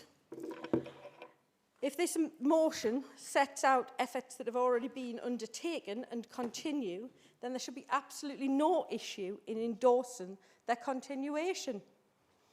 It's done on a regular basis when the Labour group, you'll note I refer to them as the Labour group, not the Labour Party, put forward a motion. The key point for this motion for me was, once again, public involvement. Public involvement, something this council does not do. It asks for public involvement. And that is why we should have voted for the original. Sending it off to some committee where the public are not involved, where the public do not have a say, is not democracy in action. A report that goes to Cabinet, for Cabinet to make decisions on, which may as well be behind closed doors, the times that they're held at, because most of the public aren't able to attend, is not open and democracy. Might be time we look at whether we need another form of democracy in this council chamber, and whether we look at calling a local referendum for that other form of democracy in this council chamber. Because right now, we have no democracy in this council chamber. As for the Feeding Britain network, which was set up by Emma Llewellyn-Buck MP, which I'm sure you all know, the only time the council has been involved with that network, or as she refers to, my network, in the text message she's just sent me, is when they were handing out money, or when the government were handing out money through that network. At no other time has the council been involved in the Feeding Britain network as set up by Emma Llewellyn-Buck, and that's her words, not mine. And yes, I do have permission.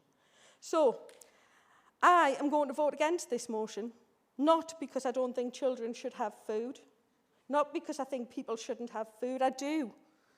But this motion actually takes it away from them.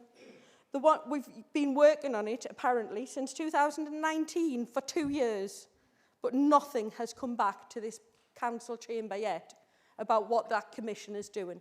2 years for a commission to do nothing? Sounds a bit like a Tory government to me. Thank you, Councillor. Councillor Foreman, please. Thank you, Councillor Hamilton. Anyone else? Councillor Foster. Yes, thank you, Chair. Although relatively new to the Council, I have previously voted for motions put forward by the Labour councillors. I feel sometimes national politics, or who you are, whether you're Conservative, Labour, Green, should be put to one side in local politics. The motion put forward tonight is the Conservative Party in South Tyneside will agree, because it simply would be the right thing to do.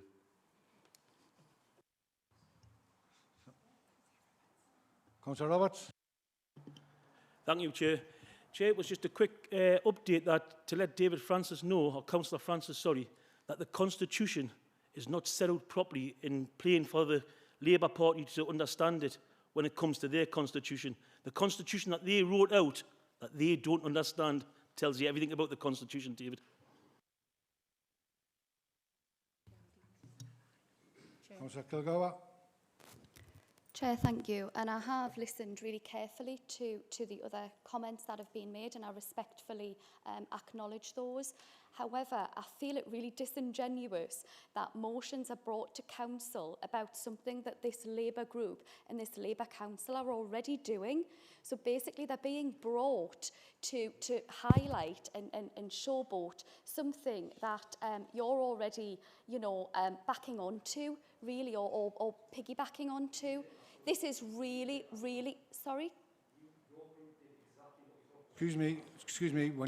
Councillor Francis, I feel really, really strongly about this motion, which is why I've actually asked to move that amendment. It is really important to me, and I don't think, Councillor Hamilton, that Feeding Britain network is anyone's network. It's our network. I'm very grateful to be a part of that. We've made a lot of changes and a lot of constructive movement has happened, and I'm very, very grateful to be a part of that. But I don't think it's owned by any one person, nor is food, and nor is food poverty.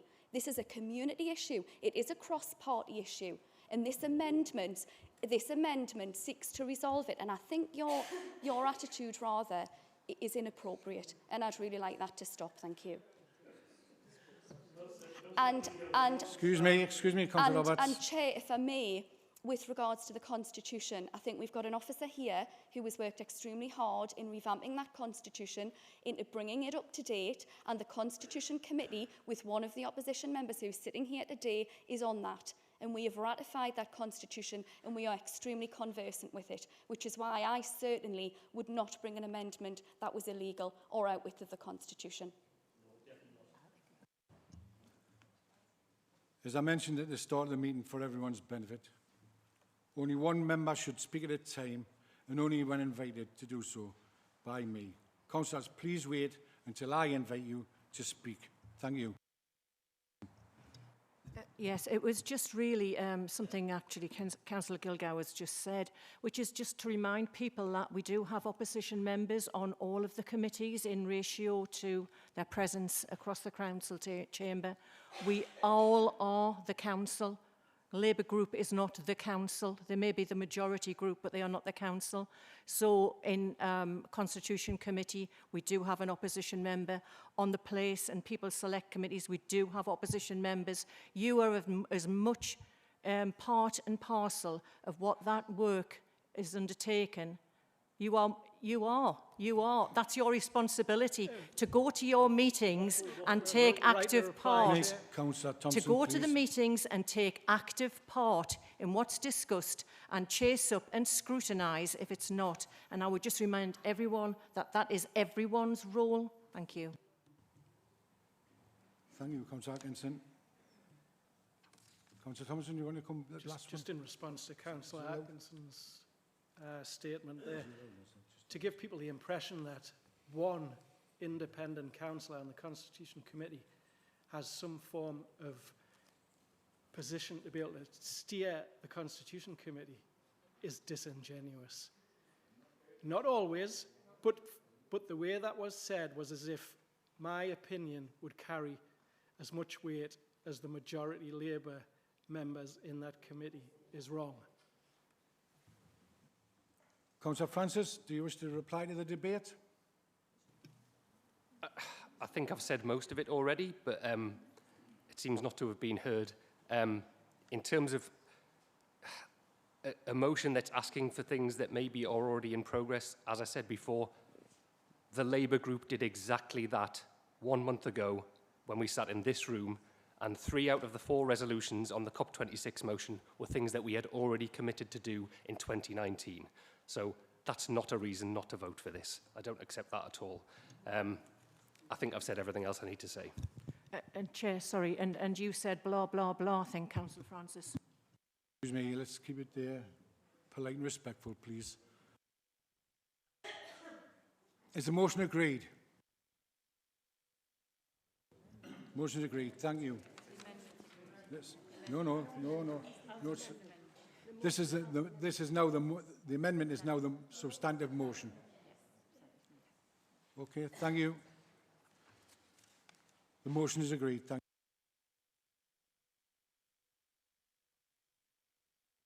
you. Motion 2 has been submitted by Councillors Peacock, Hetherington, Dean, Proudlock and Flynn. Councillor Hetherington, please present the motion. Thank you, Chair and colleagues. Just for colleagues' information, I'm presenting this motion as unfortunately Councillor Peacock cannot be here tonight for personal reasons. Chair and colleagues, during this pandemic, shop workers were classified as frontline workers who kept food on the table for us all, and we all came out on Thursday nights to clap for them. They were the enforcers of the law on mask wearing and social distancing with no real support. On many occasions, and I know this from my family members as my niece works in a local supermarket, have been threatened and sworn at simply for asking a customer to politely respect social distancing. Others have also been verbally abused, sworn at, threatened with physical violence, which is totally unacceptable. Facts that Councillor Peacock obtained from USDO, the Shop Workers Union, reveal that in the North East alone, 92% have experienced verbal abuse, 70% threatened by a customer, and 14% were assaulted. 1 in 5 victims don't report incidents to their employer, including 5% of those who have been physically assaulted. Yvette Cooper, the chair of the Home Affairs Committee, said other public workers have been rightly afforded extra protection by the law and in recognition of the public service they provide and the increased risk they face. Her report found that the workers' responsibilities for enforcing coronavirus laws, age limits, and restricted goods are all key triggers for violence and abuse, but have no adequate protections. We've heard anecdotal reports of workers having products thrown at them because they requested a customer wear a mask. One worker said that they were warned that the customer would be waiting for them after their shift was over and they would sort them out. Scotland has just passed a law to a bill which makes it a specific criminal offence to assault workers, threaten or abuse them, obstruct or hinder them. And if found guilty, this can result in heavy fines with penalties, escalating to prison sentences for offences which include aggravation. Shop workers in England must be awarded the same protection as their colleagues in Scotland. A private member's bill on assault on retail workers hasn't even passed its second reading. This is shameful that it's taken so long. So, colleagues, I'm asking tonight that you vote with me to support our hard-working shop workers who support us every day, and resolve to ask the Leader of the Council to write to the Secretary of State to urge them to progress this bill. Ask the Leader of the Council to write to our 2 MPs to enlist their support and to put pressure on the Secretary of State and their colleagues to urgently progress this bill to its final stage.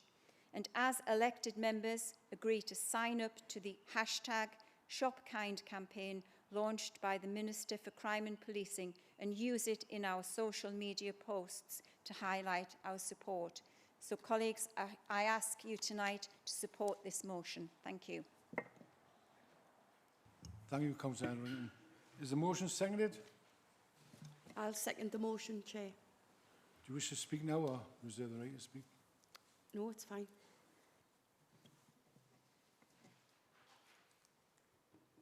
The motion is now open to debate by members. Do any members wish to speak, to ask a question, speak or move an amendment? Councillor Stonehouse. Thank you, Councillor Hetherington. As you say, we owe a lot of thanks to our frontline staff.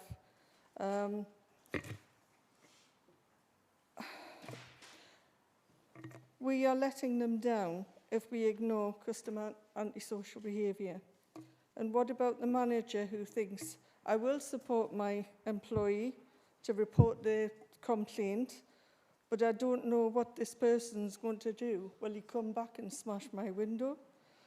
I mean, intimidation is a terrible thing, and it doesn't only affect frontline workers, it affects owners of shops, it affects families who actually invest their money in their shop. We must make a firm commitment. All people, including frontline workers, all people should be treated with respect. Any form of threat, intimidation or abuse should be dealt with in an appropriate manner, and there should be a pledge from the council members and the police. Thank you. Thank you, Councillor Stonehouse. Councillor Thompson. Thank you, Chair. Of course, I'm sure this motion will be supported unanimously in the chamber tonight, as it should be. It has to be said, though, only weeks ago here in the chamber for October's Borough Council, we were debating antisocial behaviour. And the very issues which have been highlighted in this motion today, albeit in the retail sector. Very strange that the Labour group downplayed the significance of antisocial behaviour during that debate, yet today we're shown concerning data for the retail sector that shows the reality of the high levels of antisocial behaviour across our borough. I will repeat what I said in last month's debate. We as a council have a legal responsibility to address antisocial behaviour. This motion, whilst I do support it, is not addressing our council's direct response to antisocial behaviour in any significant manner. Asking government to bring in new legislation, of course. Contacting our MPs for support, of course. Registering with ShopKind to raise awareness, of course. But, as I said, we're skirting around the responsibilities we have as a council to address this directly. Section 17 of the Crime and Disorder Act 1998 states, "It shall be the duty of each authority to do all that it reasonably can to prevent crime and disorder in its area, including antisocial and other behaviour that adversely affects the local environment." Our response to this has not been to improve our council's ability to address antisocial behaviour, but to remove one of the most effective services to combat this, the community warden services. Thank you, Chair. Thank you, Councillor Thompson. Councillor Roberts. Thank you, Chair.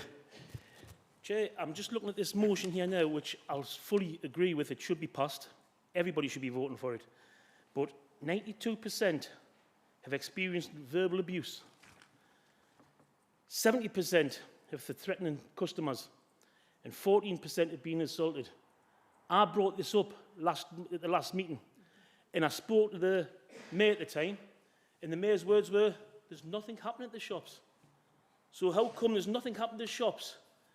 At the Nook, where she's a councillor, nothing at all happened, but all of a sudden all this comes up. This council have a duty to protect the residents. 100% they should be protecting the residents and the staff. She asked where my wife got her stats from. My wife works at the Nooks. She gets it on a daily basis when she's working there, and so do the rest of them. And as we've heard, somebody turned around here just before there, I think it was Councillor Heatherton, that somebody said they're going to wait for them outside. At the Nook shops, Chair, there's somebody went in and asked for a drink at 6:20 in the morning, and the staff refused to serve him. And he turned around and says, I've got a gun in my pocket. So that tells you what's going on around here. The antisocial behaviour is a disgrace. And the best thing that we could be doing is what Councillor Thompson just said, is getting the community wardens back on. As soon as possible is to be the best thing that happens for her. And to turn around now and say, we want them back on, they should never have been taken away in the first place. There's no reason at all why this community warden should have been taken off the streets in the first place. It was the only bit of protection they had. So where it's come from, and the worst thing is, the council are getting called for it out there. And it's not the council, it's South Tyneside homes. That's where the problem starts there, and that's where it should be. The book should lie at the leaders of that place, because they've done nothing for the constituency for a long time. Can we stick to the agenda item? Thank you. Thank you, Councillor Roberts. Councillor Hamilton. I didn't actually intend to speak on this motion. I'm fully supportive of this motion, but I am speaking on it because, as some of the councillors have said, this is completely voting for this motion, which I fully intend to do, is consistent with voting for the motion that I put forward at the last council meeting. The rest of you who will vote for this motion will not be voting consistently because you voted against that motion. Since then, I have had an email from the MP's office with a referral from a resident. Excuse me, can we have a bit of respect, please? Come on. I think you should have a bit of respect. A referral from a resident, elderly residents, who have been abused in their home and are terrified. And the Chief Exec was also copied into that email. And I referred it to the Chief Exec at the time. Now, I haven't seen his response because I've been ill for the last 3 weeks, so I don't know if he has responded or not. But I asked him in that email to implement the things that I had asked for in that motion, because he can. Because people in this town are frightened for their lives. People in this borough are scared to go out in the streets. And you voted down an antisocial behaviour motion last month purely because it wasn't your idea. Purely because you didn't put it forward. And that's why I decided to speak out, because I am supporting this motion 100%. But every single one of you who voted against that motion last month needs to look those residents who are an elderly couple who are terrified for their lives. Terrified. Needs to go and look them in the eye and explain to them why you refused to do the things that they needed. Thank you. Thank you. Excuse me, Councillor Roberts, please. Councillor Heathering, do you wish to reply to the debate? Yes, thank you, Chair. Thank you, and I do thank colleagues for their support for this motion. I would like to point out that this motion was written in cooperation with the union USDOR, who asked us to bring this here tonight. So I think it would be disingenuous of us to dilute any of the messages that are in this particular motion, as it is very important to, and the statistics were actually obtained from USDOR themselves. They provided them to Councillor Peacock. So I would just like to thank colleagues for their support for tonight, as colleagues are indicating that they will support this motion. Thank you. Thank you, Councillor Heathering. Is the motion agreed? The motion is agreed. Thank you. Motion 3 has been submitted by Councillors Thompson, Milburn, Roberts, Kennedy and Weigelhurt. Councillor Thompson, please present the motion. Thank you, Chair. Just tonight, in the previous motion, we've seen data associated to the high levels of antisocial behaviour we have in the borough. Our council's Community Warden Service was created in the late 1990s to respond to incidents of antisocial behaviour, and to quote our current Chief Inspector, this service was very useful. Yet despite significant rises in antisocial behaviour, we ended the service in 2019. We have legal and moral obligations to address antisocial behaviour. Of course, arguments can be made in respect to affordability and what level of antisocial behaviour becomes a police matter, but the reality of the situation is that low-level antisocial behaviour is plaguing our borough, and this is a council responsibility. Finding the resources and funding to re-establish the Community Warden Service should be one of our highest priorities, so as to protect the quality of life of our residents. Section 17 of the Crime and Disorder Act 1998 states it shall be the duty of each authority to do all that it reasonably can to prevent crime and disorder in its area, including antisocial behaviour, adversely affecting the local environment. I ask that, as a council, we actively engage in the process for applications to the government's Safer Streets Fund to enable the re-establishment of a borough-wide community warden service as part of any future ASB task force. I hope all members tonight can support this motion. Thank you, Chair. Thank you, Councillor Thompson. Is the motion seconded? Thank you, Councillor Milburn. The motion is now under debate by members. Do any members wish to ask a question, speak or move an amendment? Do you like to speak now, or Councillor Milburn? It's over to you. Thanks, Chair. Can you hear me, Councillor Gibson? You seem to Yeah, I can some hear you. problems in here tonight. Just speaking to the microphone.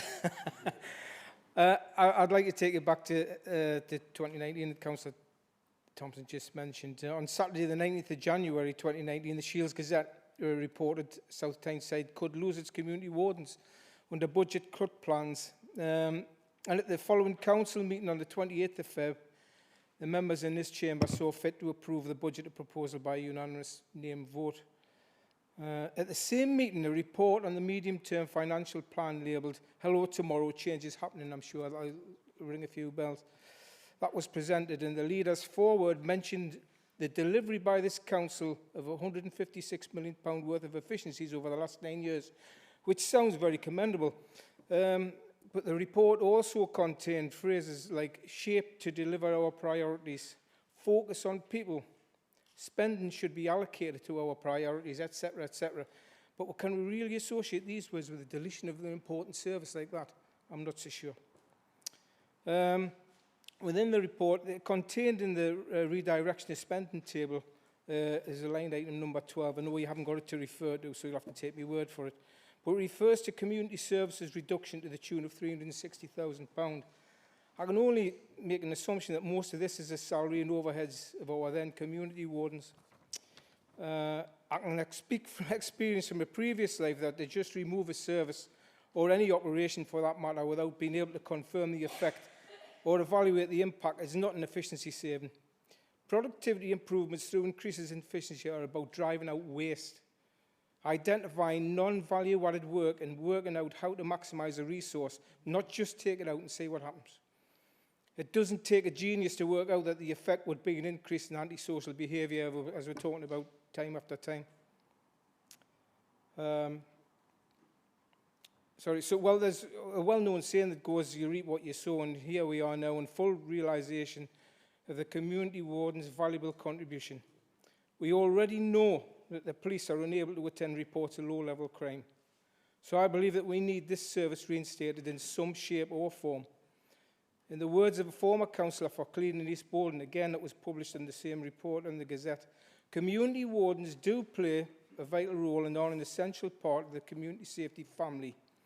They are an extra pair of eyes and ears for the police and can be witnesses to antisocial behaviour and provide statements, unquote. So, ladies and gentlemen, the reinstatement of the Warden service will go a long way to addressing our #1 priority, which should be the health, safety and well-being of our residents. We just need to find a way to make it work. So I'd recommend you please vote in favour of this motion tonight. Thank you. Thank you, Councillor Milburn. My apologies for not inviting you in there. Sorry. The motion is now open to debate by members. Do any members wish to ask a question, speak or to move an amendment? Speak on the motion. You okay with that? Councillor Gibson. Thanks, Chair. I'd like to speak to the motion. I'd like to thank Councillor Thompson for raising this matter. There are some key actions ongoing in relationship to the motion, which I feel is important to share with Council at this time. The antisocial behaviour policy for consideration. At the October Full Council meeting was highlighted that the antisocial behaviour and crime was priority for the Council and its partners. The meeting also highlighted that the Council is reviewing the antisocial behaviour policy, performing an operational arrangement in line with the PCC new ABSC task force, the new community trigger process, the outcoming from Safer Streets Fund, wider legislation changes. Safer Streets Fund review a range of options. The motion refers specifically to the Safer Streets Fund. Most of this recent Round 3 and Round 4 has already been committed to schemes in the North East, including South Tyneside. In Round 3, the North East Councils are to receive funding to review safety in parks and open spaces, to address the fear of crime, potentially to move forward to safer park accreditation schemes. The Marine Park are to be considered initially. Round 4 is specifically looking at safer of women and girls, which is SWAN project, safety of women at night. The funding for both rounds is fully committed and cannot be redirected to other programmes. Whilst other external funds may be available, there has been no specific fund proposed for community warden type service at this present time. The Council is required to make savings of £3.5 million in 2022 to 23, and it will be challenging to find alternative fundings to establish this service. However, this cannot be viewed in isolation. The need of any operational changes will need to be considered alongside the review of the up-and-coming antisocial behaviour pressures and highlighted as it was in October's Council meeting. As such, as the Council cannot support this motion. Thank you. Thank you, Councillor Gibson. Councillor Stonehouse.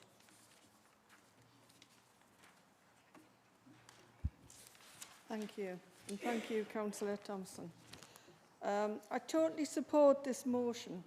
And at the moment, I feel like a broken record on the subject because I've mentioned this and I've only been elected since May. I've mentioned it 3 times. We have just discussed the antisocial behaviour of retail customers in our local shops, and for years our residents have complained of antisocial behaviour outside their homes. Now, how has this behaviour been allowed to escalate? Well, it's since the introduction of drugs and alcohol, and that has always taken precedence over violence. It's taken precedence over just the behaviours and the fear of people living in their homes. A resident complained about drunks in his street. People openly dealing with drugs, not going down back lanes now, guys. It's actually at the end of their streets. Our residents complain of antisocial behaviour all the time. Kids actually laugh you know, people kids who live in the street actually laugh at the drunks rolling around in the road. Elderly people frightened of going out at night, which has been mentioned. Females being followed along a road. I ask any of you, would you feel safe in this environment? Now, community wardens were the peace of mind, a deterrent to perpetrators of antisocial behaviour, as they would be reported. The proof is there. The situation is getting worse. On a smaller scale, community wardens would cover litter and dog fouling and were a regular source of complaints.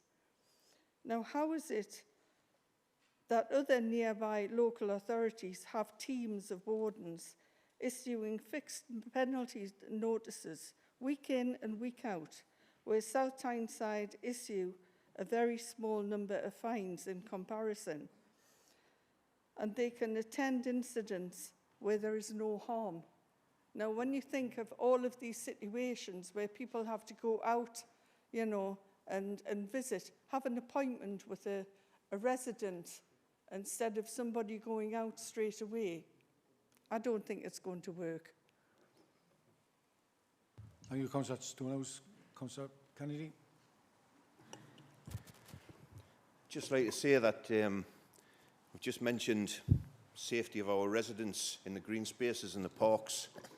For a number of months now, myself and Councillor Milburn have been in regular contact with our community police officers, notifying them of various incursions within these areas which relate to illegal motorbikes, gangs of youths taking drugs, not just youths, men my age gathering in the woods on the King George playing fields and lighting fires at night, causing residents with dogs fear of walking past them because of things that are said, comments that are made. The gangs of kids standing on the bridges in this particular area, taking drugs, very intimidating for these women out there walking the dogs. Now, last week, I was notified that our police community team were actually on patrol in this park, and I found that very surprising. Now, I was told by a resident, I immediately asked for, at the time, I had a confrontation with an illegal motorbike in the park. I was walking across the bridge, the illegal motorbike came towards me. It was me or him. I made it clearly known to him that he shouldn't be there. I was then verbally assaulted and basically told it was none of my business. I managed to get a photograph. That photograph was immediately passed to the police by Councillor Milburn, and the police responded that they'd been in the area and had seen nothing. Further round on my walk, I came across the gang of men in the woods, the encampment that had been built with the fire. Again, verbal communication and confrontation. You know, it's understandable that women don't feel safe in these positions, yet we're here saying we can't afford this and we can't give these people the protection they need. Now, the police then got back in touch with me and says we're going to go back out. They found the remnants of the fire, the males had moved on, and they followed up the complaint about the police, about the bike, and informed me that in the coming days they were going to issue a Section 59 to the rider, and that if any further incursions were made, they would confiscate the bike. I then had a further conversation with the police that night that says, we do apologise, we've been there tonight, but our services to you now have probably peaked, and because of financial constraints, manpower, we are unlikely to be in this area for some time to come. And I said, right, fair enough, I appreciate that you've been out tonight, I appreciate that you've done something. Now, these issues that I experienced that night were then passed on to senior officers within the council, and the email that I got back from the senior officers says that whilst they will endeavour to do what they can, their resources are limited, and the only way to address these issues, and this is in the words of a senior officer, was to bring back the wardens that we no longer have. Now, the feedback I'm getting from residents goes totally against everything that's been said from across the room there, and women don't feel safe in these dark park areas at night. It's not just women, it's men. I'm not a small man, and I was confronted and verbally abused by these people, and I felt intimidated to the point where I've got my mobile phone and my police trying to film what's going on and contact the police and tell them that I'm under attack. You shouldn't have to go out and make we had these vans with cameras on that would deter these things. You know, people walking about the streets with fluorescent jackets on and body cams recording these issues. It's all gone now. And what you're doing is putting the residents at risk if this motion is not carried. Thank you. Well said. Well said. Councillor Forster. Yes, thank you, Chair. First and foremost, we'll support the motion tonight, but also accept there isn't a bottomless pit of money that we can just spend on wardens. But surely it's all about priorities. So with antisocial behaviour, I think everybody in this room would agree, as priorities go within the residents of South Tyneside, it's very high. I can't say where the money would come from because I'm being privy to information where other money is spent, and I know it's a complicated subject. But all I'm saying is, with this motion, the priority list for community wardens, which will just make people feel safe, even if the community warden's not there at the time, the fact is the public feel are there, gives them that sense of security. So all I'm really saying is, yes, it's difficult and hard decisions have to be made with finances as we're coming into a new financial year, but I really do feel that the priority of wardens and antisocial behaviour should be raised, and that the money can be and would be found if this council really wanted to do it. Thank you. Thank you, Councillor Forster. Councillor Hamilton. Yeah, I've just got a question. I want to kind of make an informed decision on this. So I've got a question for Councillor Gibson, because I genuinely want to make an informed decision on this, and I don't know the answer to these questions. So you talked there about the Safer Streets Fund Phase 3 and 4 is being allocated. Do we know whether there's going to be a Phase 5? I'm genuinely asking these questions. It's not any trick.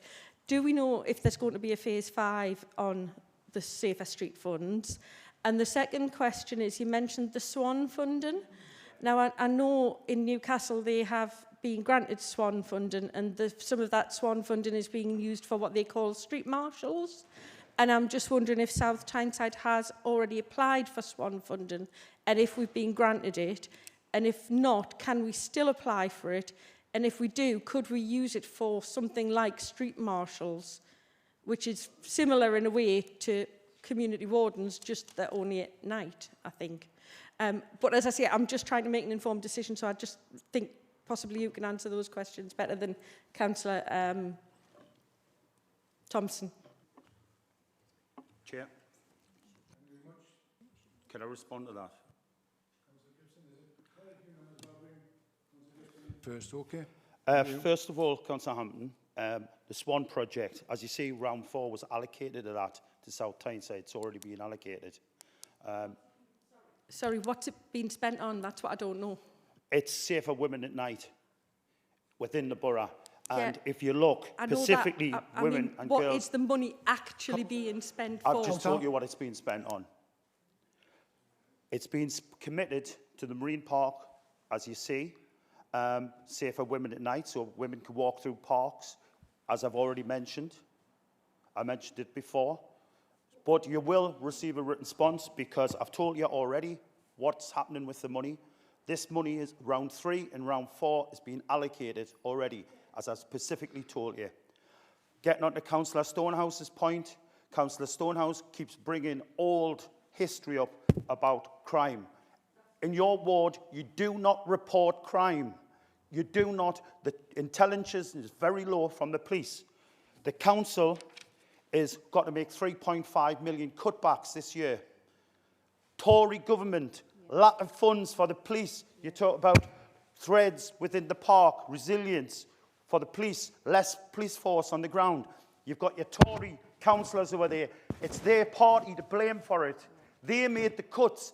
They made all the cuts where you see a lot of police on our streets. It's the Tories that have done it. So they come in here and turn around and say, oh, we need voters. You know, we're actually going through a review at the moment of antisocial behaviour. Once the review is complete, we'll come back. This antisocial behaviour review will be going to a reviewing scrutiny committee in January for members to look at, and then it'll be going to lead members briefing, and then it'll go to cabinet to be endorsed. Thank you. Thank you, Councillor Gibson. Councillor Bell. Thank you, Chair. It's just to reiterate some of what Councillor Gibson said. Councillor Kennedy did say that funds were not easily available, and they're not. We've got to understand that in recent years, this council has been forced to save nearly £170 million by this Tory government. We've got another £3.5 million to find next year, and who knows what our comprehensive spending report will bring in the autumn as to what we do in years to come. And I know for a fact it won't be easy going, and we will still have to make further cuts. Therefore, we do have a massive task ahead of us, and we do not have a bottomless pit to actually give all the time we are asked to do so. £170 million is an awful lot. When you think on top of that, half of our budget goes to adult social care. We do have the right to help our vulnerable elderly people through adult social care, and we will continue to fund that. But we have to do it somehow. And as I said, £170 million with more to come.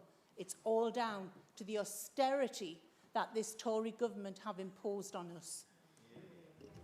Thank you, Councillor Bell. Chair, right to reply, sorry. Okay, you'll be the last one to ask, Councillor Thompson. Could I bring Councillor Dixon in for a... Yeah, just a point of information, Chair. Obviously, Councillor Gibson's talked about the antisocial behaviour policy. That is actually being looked at and reviewed and scrutinised quite in depth. And it's actually coming to the overview and scrutiny in February, Chair, just for a point of information. Thank you. Councillor Francis. Thank you. I'll try and be really quick. I'd like to thank Councillor Thompson for bringing this to the debate tonight. And obviously, Councillor Kennedy and Councillor Stonehouse have made reference to particular events and incidents. And I know we all have stories like that. Every member in this chamber will have stories like that, that their residents have reported to them and concerns they've reported to them. A resident who lives in my ward, who I believe I've spoken about before in council meetings, works as a community warden for another local authority. And he's been in touch with me regularly because he sees firsthand, as a resident, what's happening in our borough, and he sees what's happening firsthand in the borough that he works for, or the council that he works for, in terms of how effective the community wardens are at tackling those same issues. And he's repeatedly frustrated by the lack of similar provision in South Tyneside. Now, obviously we know money, that's the key factor here. And as it's been said, there's no bottomless pit. I believe the other way of saying it is there's no magic money tree. And we know that austerity has played a huge impact in not just this, all elements of council activity. Now, austerity has hit all councils, it's worth saying that, but we know that it's hit this council particularly hard and disproportionately so. So fully recognise that the money has to come from somewhere, and if not the Safer Streets Fund, I think it needs to be looked at where else we might be able to get that money to give this provision that the residents want.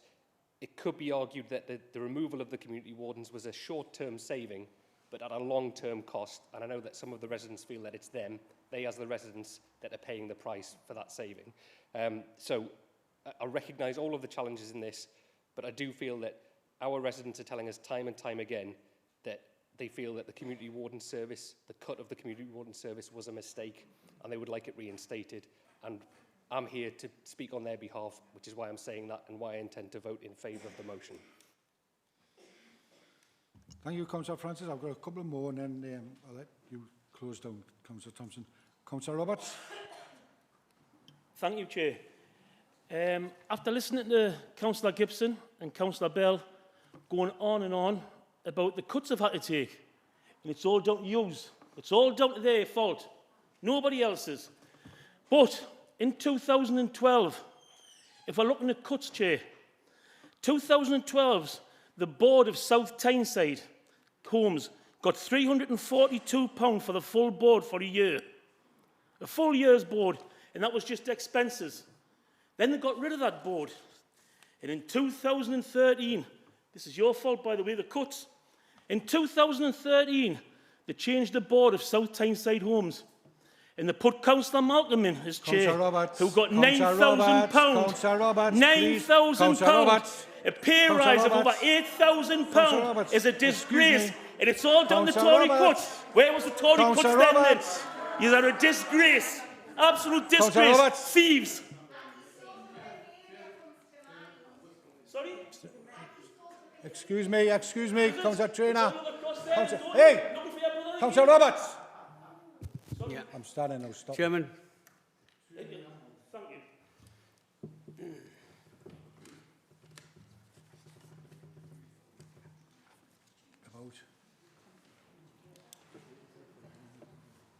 I said it before the meeting about the conduct of members in this room and disrespecting one another.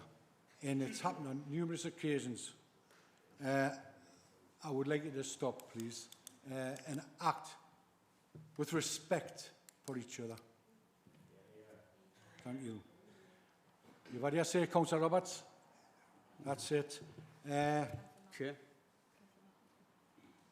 Councillor Welsh, please. Yes, Chair. I was involved with the old Warden service many years ago, and I also know that the money wasn't there to keep them going. What we do have today, and I work with Councillor Gibson on the ASB review, we have a community safety team with the council, and South Tyneside Homes has an anti-social behaviour team and work well together. They're doing everything they can to alleviate the problems in this borough. But it will take time and it won't happen overnight. And I know for a fact that the police have a violence reduction team and they are now forming an ASB team. And yes, we do have problems with the amount of police we have, but they are doing their best. And the violence reduction team has been absolutely wonderful. They have reduced quite a bit of antisocial behaviour, not just in young people, but in the older people. And I think we need to realise that the days of the wardens have gone, but we do have these teams which are doing the same kind of work as the wardens did. And I just think that this motion isn't really what we expect and what we should. Well, I wouldn't accept it anyway. Thank you. What did that mean? Thank you, Councillor Welsh. And before I move on, I'm just going to remind you once again, having previously made it clear to you all that such conduct is in breach of the procedure rules. Right. Okay, so just please respect for each other. Councillor Malcolm.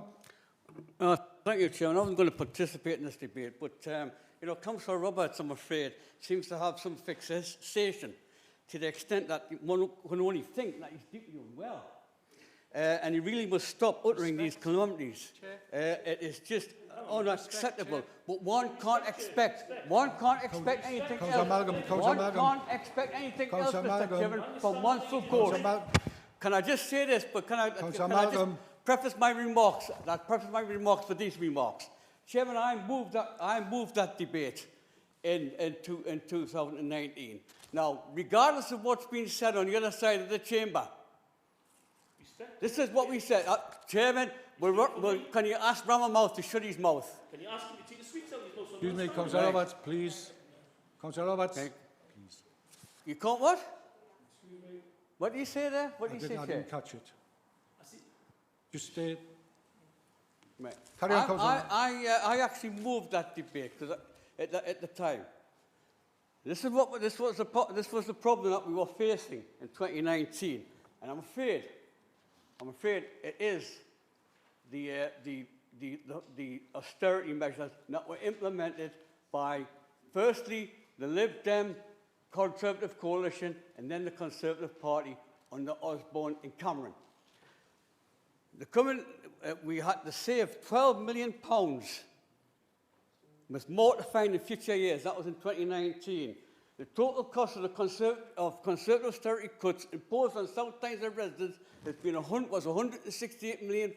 That was in 2019.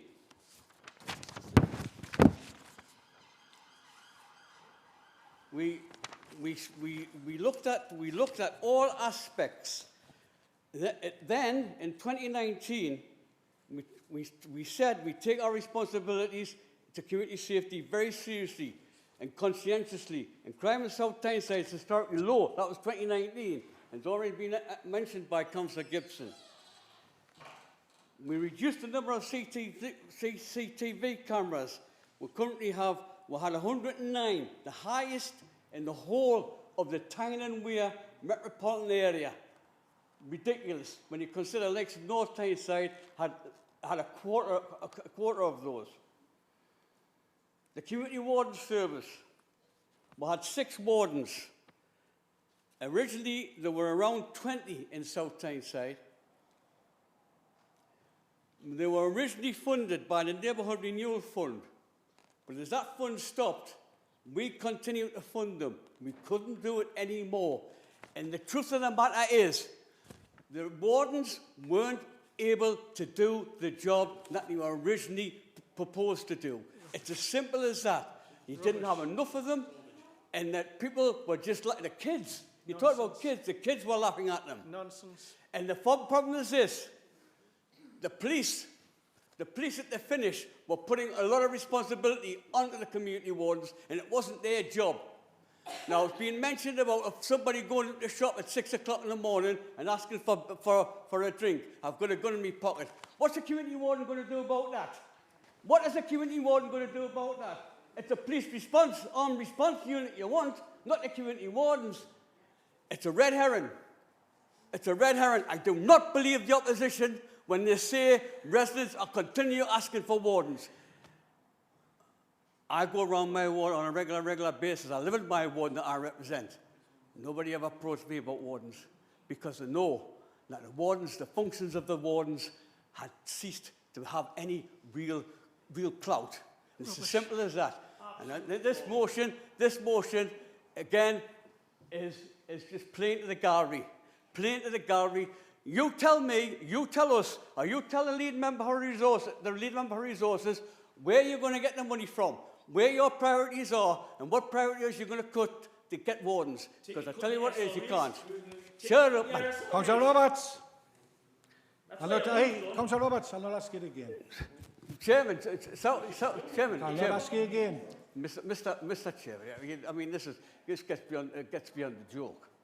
You were paying South Tyneside Homes long before I took over on the South Tyneside Homes. It's as simple as that.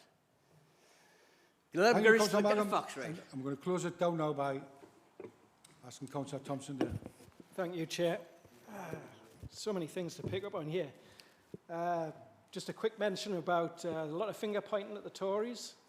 I still can't help thinking of that note from the Labour administration saying there's no money left. Wouldn't it have been great if the Labour administration had left some money in the pot? Point of order, Chairman. Point of order, Chairman. Point of order. That is okay. It was a stupid thing to do, but it was a world economic crisis that caused the recession, not a Labour government. A recession which the Labour administration didn't see coming. But if I can carry on. So, Councillor, can I speak, please? Could we have a bit of order, please? So, I noticed Councillor Malcolm seemed to think that the Community Warden Service was ineffective. So the first point on that is, why do our impact reports on Community Warden Service actually say they were very effective and they played a major role? Why do the police say, quoting the Chief Inspector, you were at the same meeting as me, very useful, very interested that it was suggested they may come back? So you know better than the Chief Inspector, who's knee-deep in antisocial behaviour.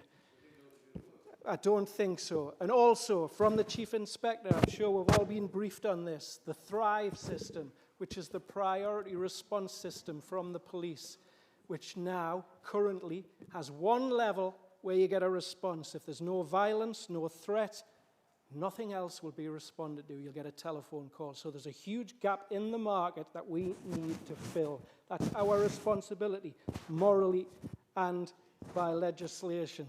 So I think that's the response to Councillor Malcolm.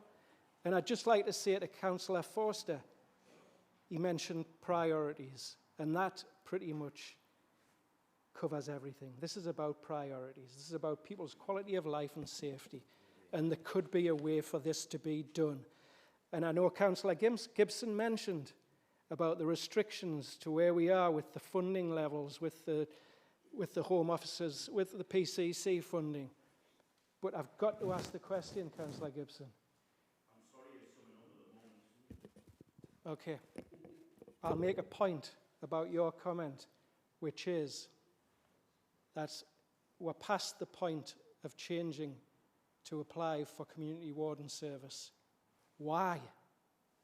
When it's stated in that prospectus from the PCC funding that over half of applicants were receiving funding for acquisitive crime prevention measures in relation to antisocial behaviour. Why didn't we? So, to summarise, I think there's a strong argument based around that keyword priorities for us to vote in favour of this motion. Thank you, Chair. Thank you, Councillor Thompson. Is the motion agreed? Agreed. The motion is not agreed. Thank you. So, I'll ask the monitoring officer to conduct the vote. Name vote. We need 5 names. We need 5 names. Thank you, Chair. Thank you. Elected members, I will read each of your names alphabetically, and I would ask that you please indicate clearly using the microphone as to whether you are for, against or abstaining from the vote. Councillor Atkinson? Against. Councillor Bell? Against. Councillor Best? Against. Councillor Brady? Councillor Bristow? Councillor Dean? Against. Councillor Dix? Against. Councillor Dixon? Against. Councillor Duncan? Councillor Flynn? Councillor Foreman?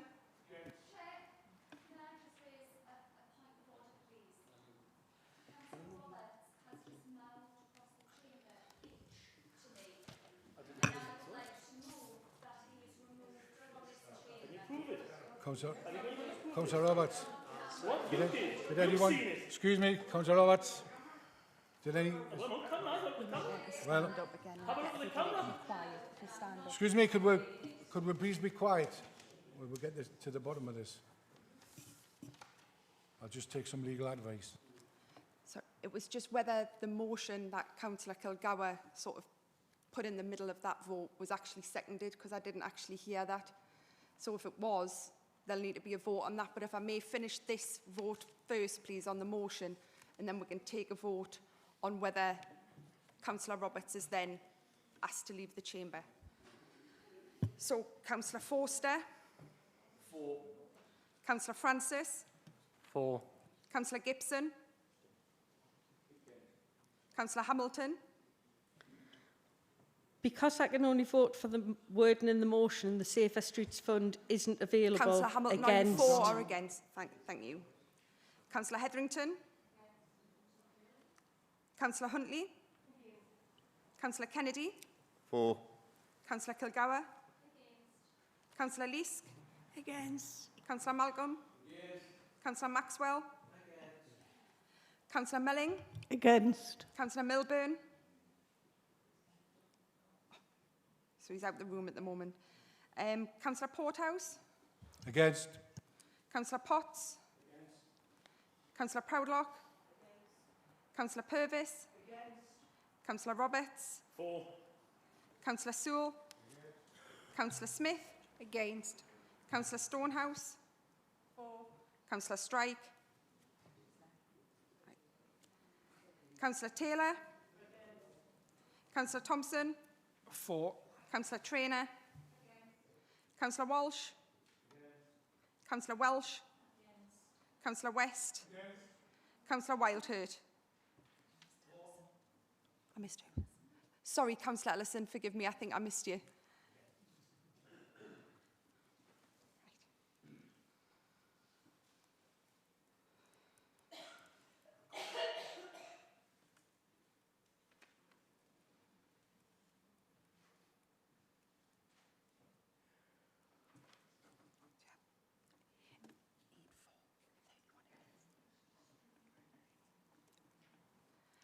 Thank you, members. I think that's 8 councillors for the motion and 31 councillors against the motion. So the motion is not agreed. Just to go back, sorry, Chair, to the previous, the interjection. Councillor Kilgour proposed a motion that Councillor Roberts be removed from the chamber. Was that seconded?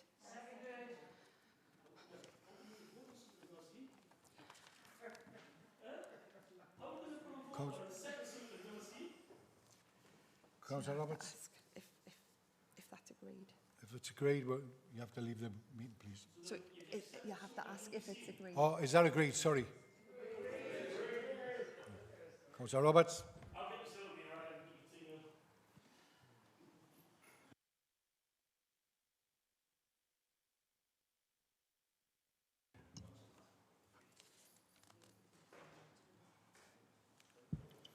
Point of order. Excuse me. Hang on a minute. Hang on.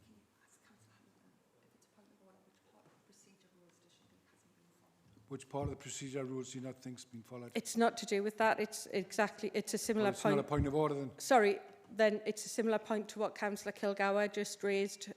Councillor Purvis has just told me to stop coughing because I'm spreading my germs everywhere, and I'm coughing because I have asthma. So I'd like to request that Councillor Purvis withdraws that comment. Councillor Purvis?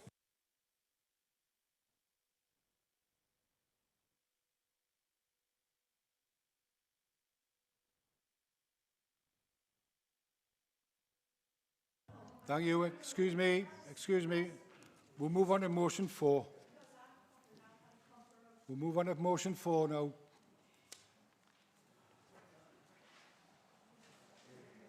I don't have to repeat myself again.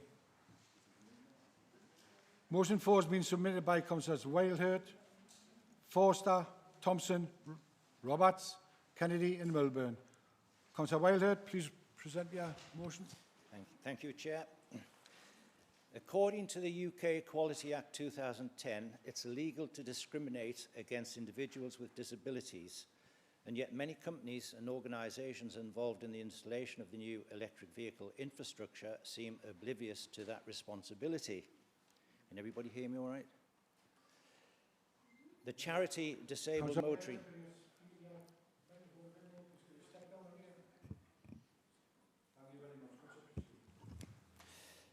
The charity Disabled Motoring UK recently conducted an audit in a borough in the south of England, not here, finding issues including bays that are too small for unloading wheelchairs, narrow obstructed access pavements, and a lack of dropped curbs, making it difficult to access charging equipment. Common issues with EV charging infrastructure is that chargers are often installed at a height that screens cannot be seen clearly during charging. Charging sockets are often positioned at a restrictive height, and charging cables can be too heavy and too long, not long enough, meaning that they have to be suspended above ground, making it difficult to position the cabling at a car's socket. Now, although my motion is based on electric charging bays, I would like to make it clear that although electric charging may emit connotations of being linked to climate change, my motion is not attempting to deal with climate change, but rather it is aimed at the inevitability of the uptake in electric cars as a substitute for fossil fuel cars, and in particular the practicality of electric charging bay areas for people with disabilities to access them. Secondly, my motion is about having a plan or formula for installation of electric charging bays so that they conform to future regulations and do not discriminate against people with disabilities, so that we can avoid the need to alter them and incurring huge expense in doing so. A proposed formula would include, after consideration, the number of electric charging bays required in our car parks. The Department of Transport recommendation is 1 in 10, but surely this number would depend on where the car park is situated. I would have thought that tourist areas, such as seaside resorts, would need a higher percentage than less popular visitor areas. This would encourage and invite visitors to our resorts from further afield, which makes good business sense, especially if we have a higher incidence of fast chargers. This is why I stress that consideration would be required rather than blindly accepting the Department of Transport recommendation. Then, for instance, if the formula decides on 10 bays in a particular car park, how many would be designated and specially designed for ease of use for people with disabilities? I ask all 10 or just 1 or 2, so that if the 1 or 2 bays which are reserved for people with disabilities are in use, then they can use the other bays which would be suitable if they were vacant from other users. When you fill up your tank with petrol, you don't have to pay for parking while you do it. But in a lot of car parks, you have to pay for parking while you're charging. So I feel that consideration should be given to free parking in our car parks while an electric car is plugged into a charger for a allowed period of time. I move on to the visibility of charging bays. People who already own an electric car would make a point of knowing where the charging infrastructure is situated. What about people who are put off buying an electric car because they think the infrastructure is inadequate? Actually, there is an infrastructure in existence which is growing rapidly. But if people don't notice it, they won't know it's there. I visited a couple of sites locally the other day which had been recently installed.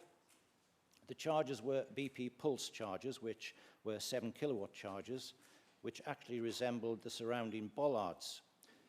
So basically, if I hadn't been looking for them, I wouldn't have seen them. There were no signs to announce that chargers were situated there. There were no markings on the ground, such as being painted yellow with an electric plug sign. A lot of time, just a couple of more. Right, okay, well, I've got quite a lot more to say, but I'll move on to... I'll move on to the council resolves. Now, Councillor Wildhead, please. The council resolves that a South Tyneside Council electric vehicle charging policy is established. The policy will identify standards for street charge points and rapid charging hubs. 2, consideration will be given to the financial and policy implications of adopting the Department of Transport recommendations for 1 in 10 parking spaces in new and existing car parks to have chargers in them, and that 1 in 5 spaces are supplied with cable routes. Consideration will be given on how best to seek the views of disabled drivers to help improve accessibility Councillor Wildhead, you'll have to wrap it up now, please. You've had your 5 minutes. Last sentence. Including consideration for specially adapted disabled electric vehicle bays. You got a little bit extra there because you're fairly new. Right. Is the motion... sorry. The motion is now open to debate by members. Do any... What one? Oh, is the motion seconded? Yeah. Well, I'll second it and reserve the right to speak later, Chair. Thank you. My apologies. The motion is now open to debate by members. Do any members wish to ask a question, speak or move an amendment? Councillor Gibson. Thanks. Chair, I would like to move amendment as under Procedure Rule 12.6 to amend the motion. And I will stick to the motion and not go off sideways. As members will receive on their seats an updated version of the motion which Councillor Wildhurst has put. We'll take it as you go down to item 2 to change it, as it's important to note, however, this is audited in the south of England and not the northeast. You quoted the south of England. South Tyneside is head of the game on charging points and infrastructure throughout England. The place you talked about 2023 their policy is in line for. I'll finish off. And then to item 3, you're changing infrastructure, not necessarily those in the northeast. It's not about the northeast, you're talking about the south, so you haven't done your homework. Then we go down to council resolve that, and then we'll go down and you've got electrical vehicle charging points, you've got policy, we'll change that to plan, and by summer 2022 the policy will be identified and charging points and rapid charging points hub will be in line to the national governing guidance of charging points accessible for all. So that includes everybody. So you talked about yellow lines, you talked about car parking bays. So if you went to South Shields, you went to London, everything will be the same, identical. So it'll be fit for everyone, not just one person. The lead member will write to central government minister to seek assurance to get the standardised design the facilities that are needed for all. At the request of the lead member, the draft plan will be brought to the future Place Select Committee in early 2022 for members' input and influence. You go down to item 4, which will delete, and then we'll go down item 5. To consider will be given on the best to seek the views of disabled drivers to help improve accessibility, safety, including consideration for specialist adapted disabled EV bays. The council will ensure that the views of disabled groups are embedded in our electrical vehicle charging point plan. Thank you. Just in time. Thank you, Councillor Gibson. Is the amendment seconded? I'll second it, Chairman. Thank you very much, Councillor Dix. Do any members wish to ask a question or speak on the amendment? Can I reserve the right to reply? My apologies, Councillor Dixon. Yeah, Dix. Well, thank you, Councillor, for explaining the council. Councillor Wilder, is this about the amendment? Yes. I was going to say thank you for explaining the council plan that's in place. I'm not actually aware of the plan. I haven't been given the details. But I have to say that although I am aware that the government are bringing out a plan of their own eventually, I don't see why, well, I can see why that you haven't changed existing EV bays to comply with an anticipated plan from the government, because I have to move to the fact that you've just, South Tyneside Council, I know that you're quite right that this study was done in the south, but South Tyneside Council has just put 10 EV bays in, which actually don't comply with this. So why didn't you anticipate what the government's plan might be in 2022 and comply with the anticipated legislation? Because if you were to make the EV bays that you've just put in EV friendly, then you're going to probably avoid a lot of expense in the future by having to adjust them to according to the new plans that are coming out. So I would have thought that in view of the fact you know there's a plan coming out, that you might try and comply with some of the proposed legislation, because it's not a secret. I mean, a lot of disabled organisations have already made quite clear what their proposals are. So I can't see why you're not actually taking note of that right now and anticipating what the new rules are going to be. Wrap it up now, please. And visibility as well. As I was saying before, the new charges that you just put in, you wouldn't even know they were there. I had to look for them, and if I wasn't looking for them, I would never have seen them. Thank you very much, Councillor Weinlord. Is the amendment agreed? Sorry, my apologies again. We had pardon? Let's close the meeting.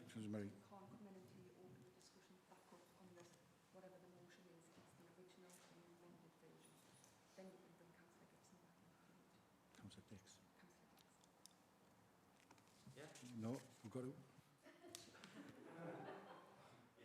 I'll get me legal rep to answer that. Sorry, Councillor Dix. So, Councillor Wildhurt was allowed to respond to the debate on the amendment. So because he's closed that element of the debate, we now have to take ask the question whether the amendment is agreed or not. Once that question's been answered and we know whether the amendment is either agreed or not, and we know whether it's the original motion or the motion as amended, will be then opened back up for questions, further comments, further amendments, and then we can take in comments. The Chair will take in further comments at that point. Thank you. Thank you, Nicola. That's what I meant to say. Is the amendment agreed?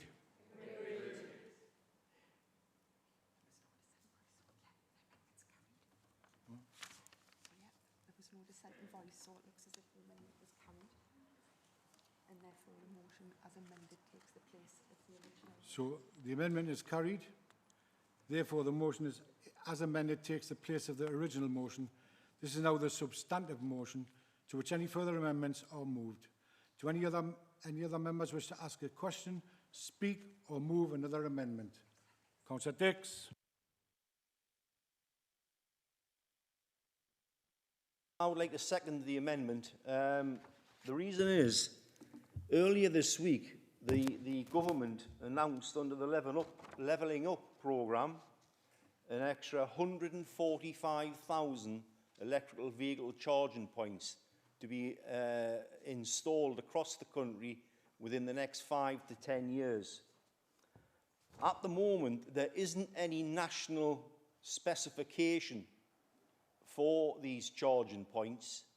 So I think it would probably be a bit unwise if we start ploughing ahead now with extra charging points in case the government come along and say the ones you fitted in South Tyneside are 3 inches too high, they're 3 inches too far to the left, they're 6 inches too far to the right, or they're not far enough near the curb. Also, the parking bays may not be big enough. Because, like I said, there isn't any national specification for these. So I think it would probably be unwise to go along with this as a fact that it may be a waste of money. The government as yet haven't decided where they're going. They hold the purse strings. The Conservative government, Councillor Wildhurt's government, not a Labour government. So I would like to second the motion, the amendment, and support it. Thank you. Thank you, Councillor Dix. Councillor Forster. Yes, obviously I seconded the original motion, and basically all I want to say is that Councillor Wildhurt put this motion forward tonight because he simply wants the best for the people of South Tyneside. But what I also will say is that I've been on various meetings with Councillor Dix and Gibson. I've got the utmost respect for them, and I do trust them to implement basically what Stan has requested for tonight in the motion. Thank you. Very kind of you to say that. Thank you. Wildhurt, do you want to reply to the debate? I accept some of what has been said about anticipating what the government are going to do, and you may not do the right thing, but I would have thought we could have used a bit of initiative while we're rolling out the electric charges right now, because from what I've seen, there wasn't a lot of initiative used in the ones that have just been done. And in reply to Councillor Dix, basically, I think he said that we should wait until the government have made up their minds on the specification of the new EV chargers. But in the October meeting, I think it was said that new sites have been identified already by the council, and just awaiting new funding from the government. And so why aren't we thinking of improving the way in which we do them right now before the government's guidelines do come out? Because obviously we know that the disabled bodies are asking for wider bays, lowered curbs and better accessibility. So it's something we could do now before the government actually bring out the new guidelines. we can simply use our own initiative. Thank you. Thank you, Councillor Whalehurst. Is the motion agreed? No, the motion. The amendment is now the substantive motion. Thank you, everybody. Thank you for clearing that up for us. The motion is agreed. Thank you.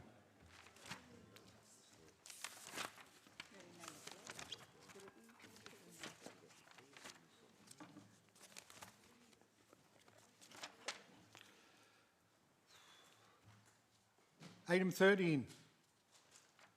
That concludes the business of Council today. Can I thank everyone for their attendance this evening and thank those watching from home. As this is the last council meeting of the year, may I also take this opportunity and on behalf of the Mayor of South Tyneside to wish you all a very Merry Christmas and very best wishes for the new year, and encourage you and your family to enjoy the fantastic Christmas Wonderland events programme across South Tyneside. Good night.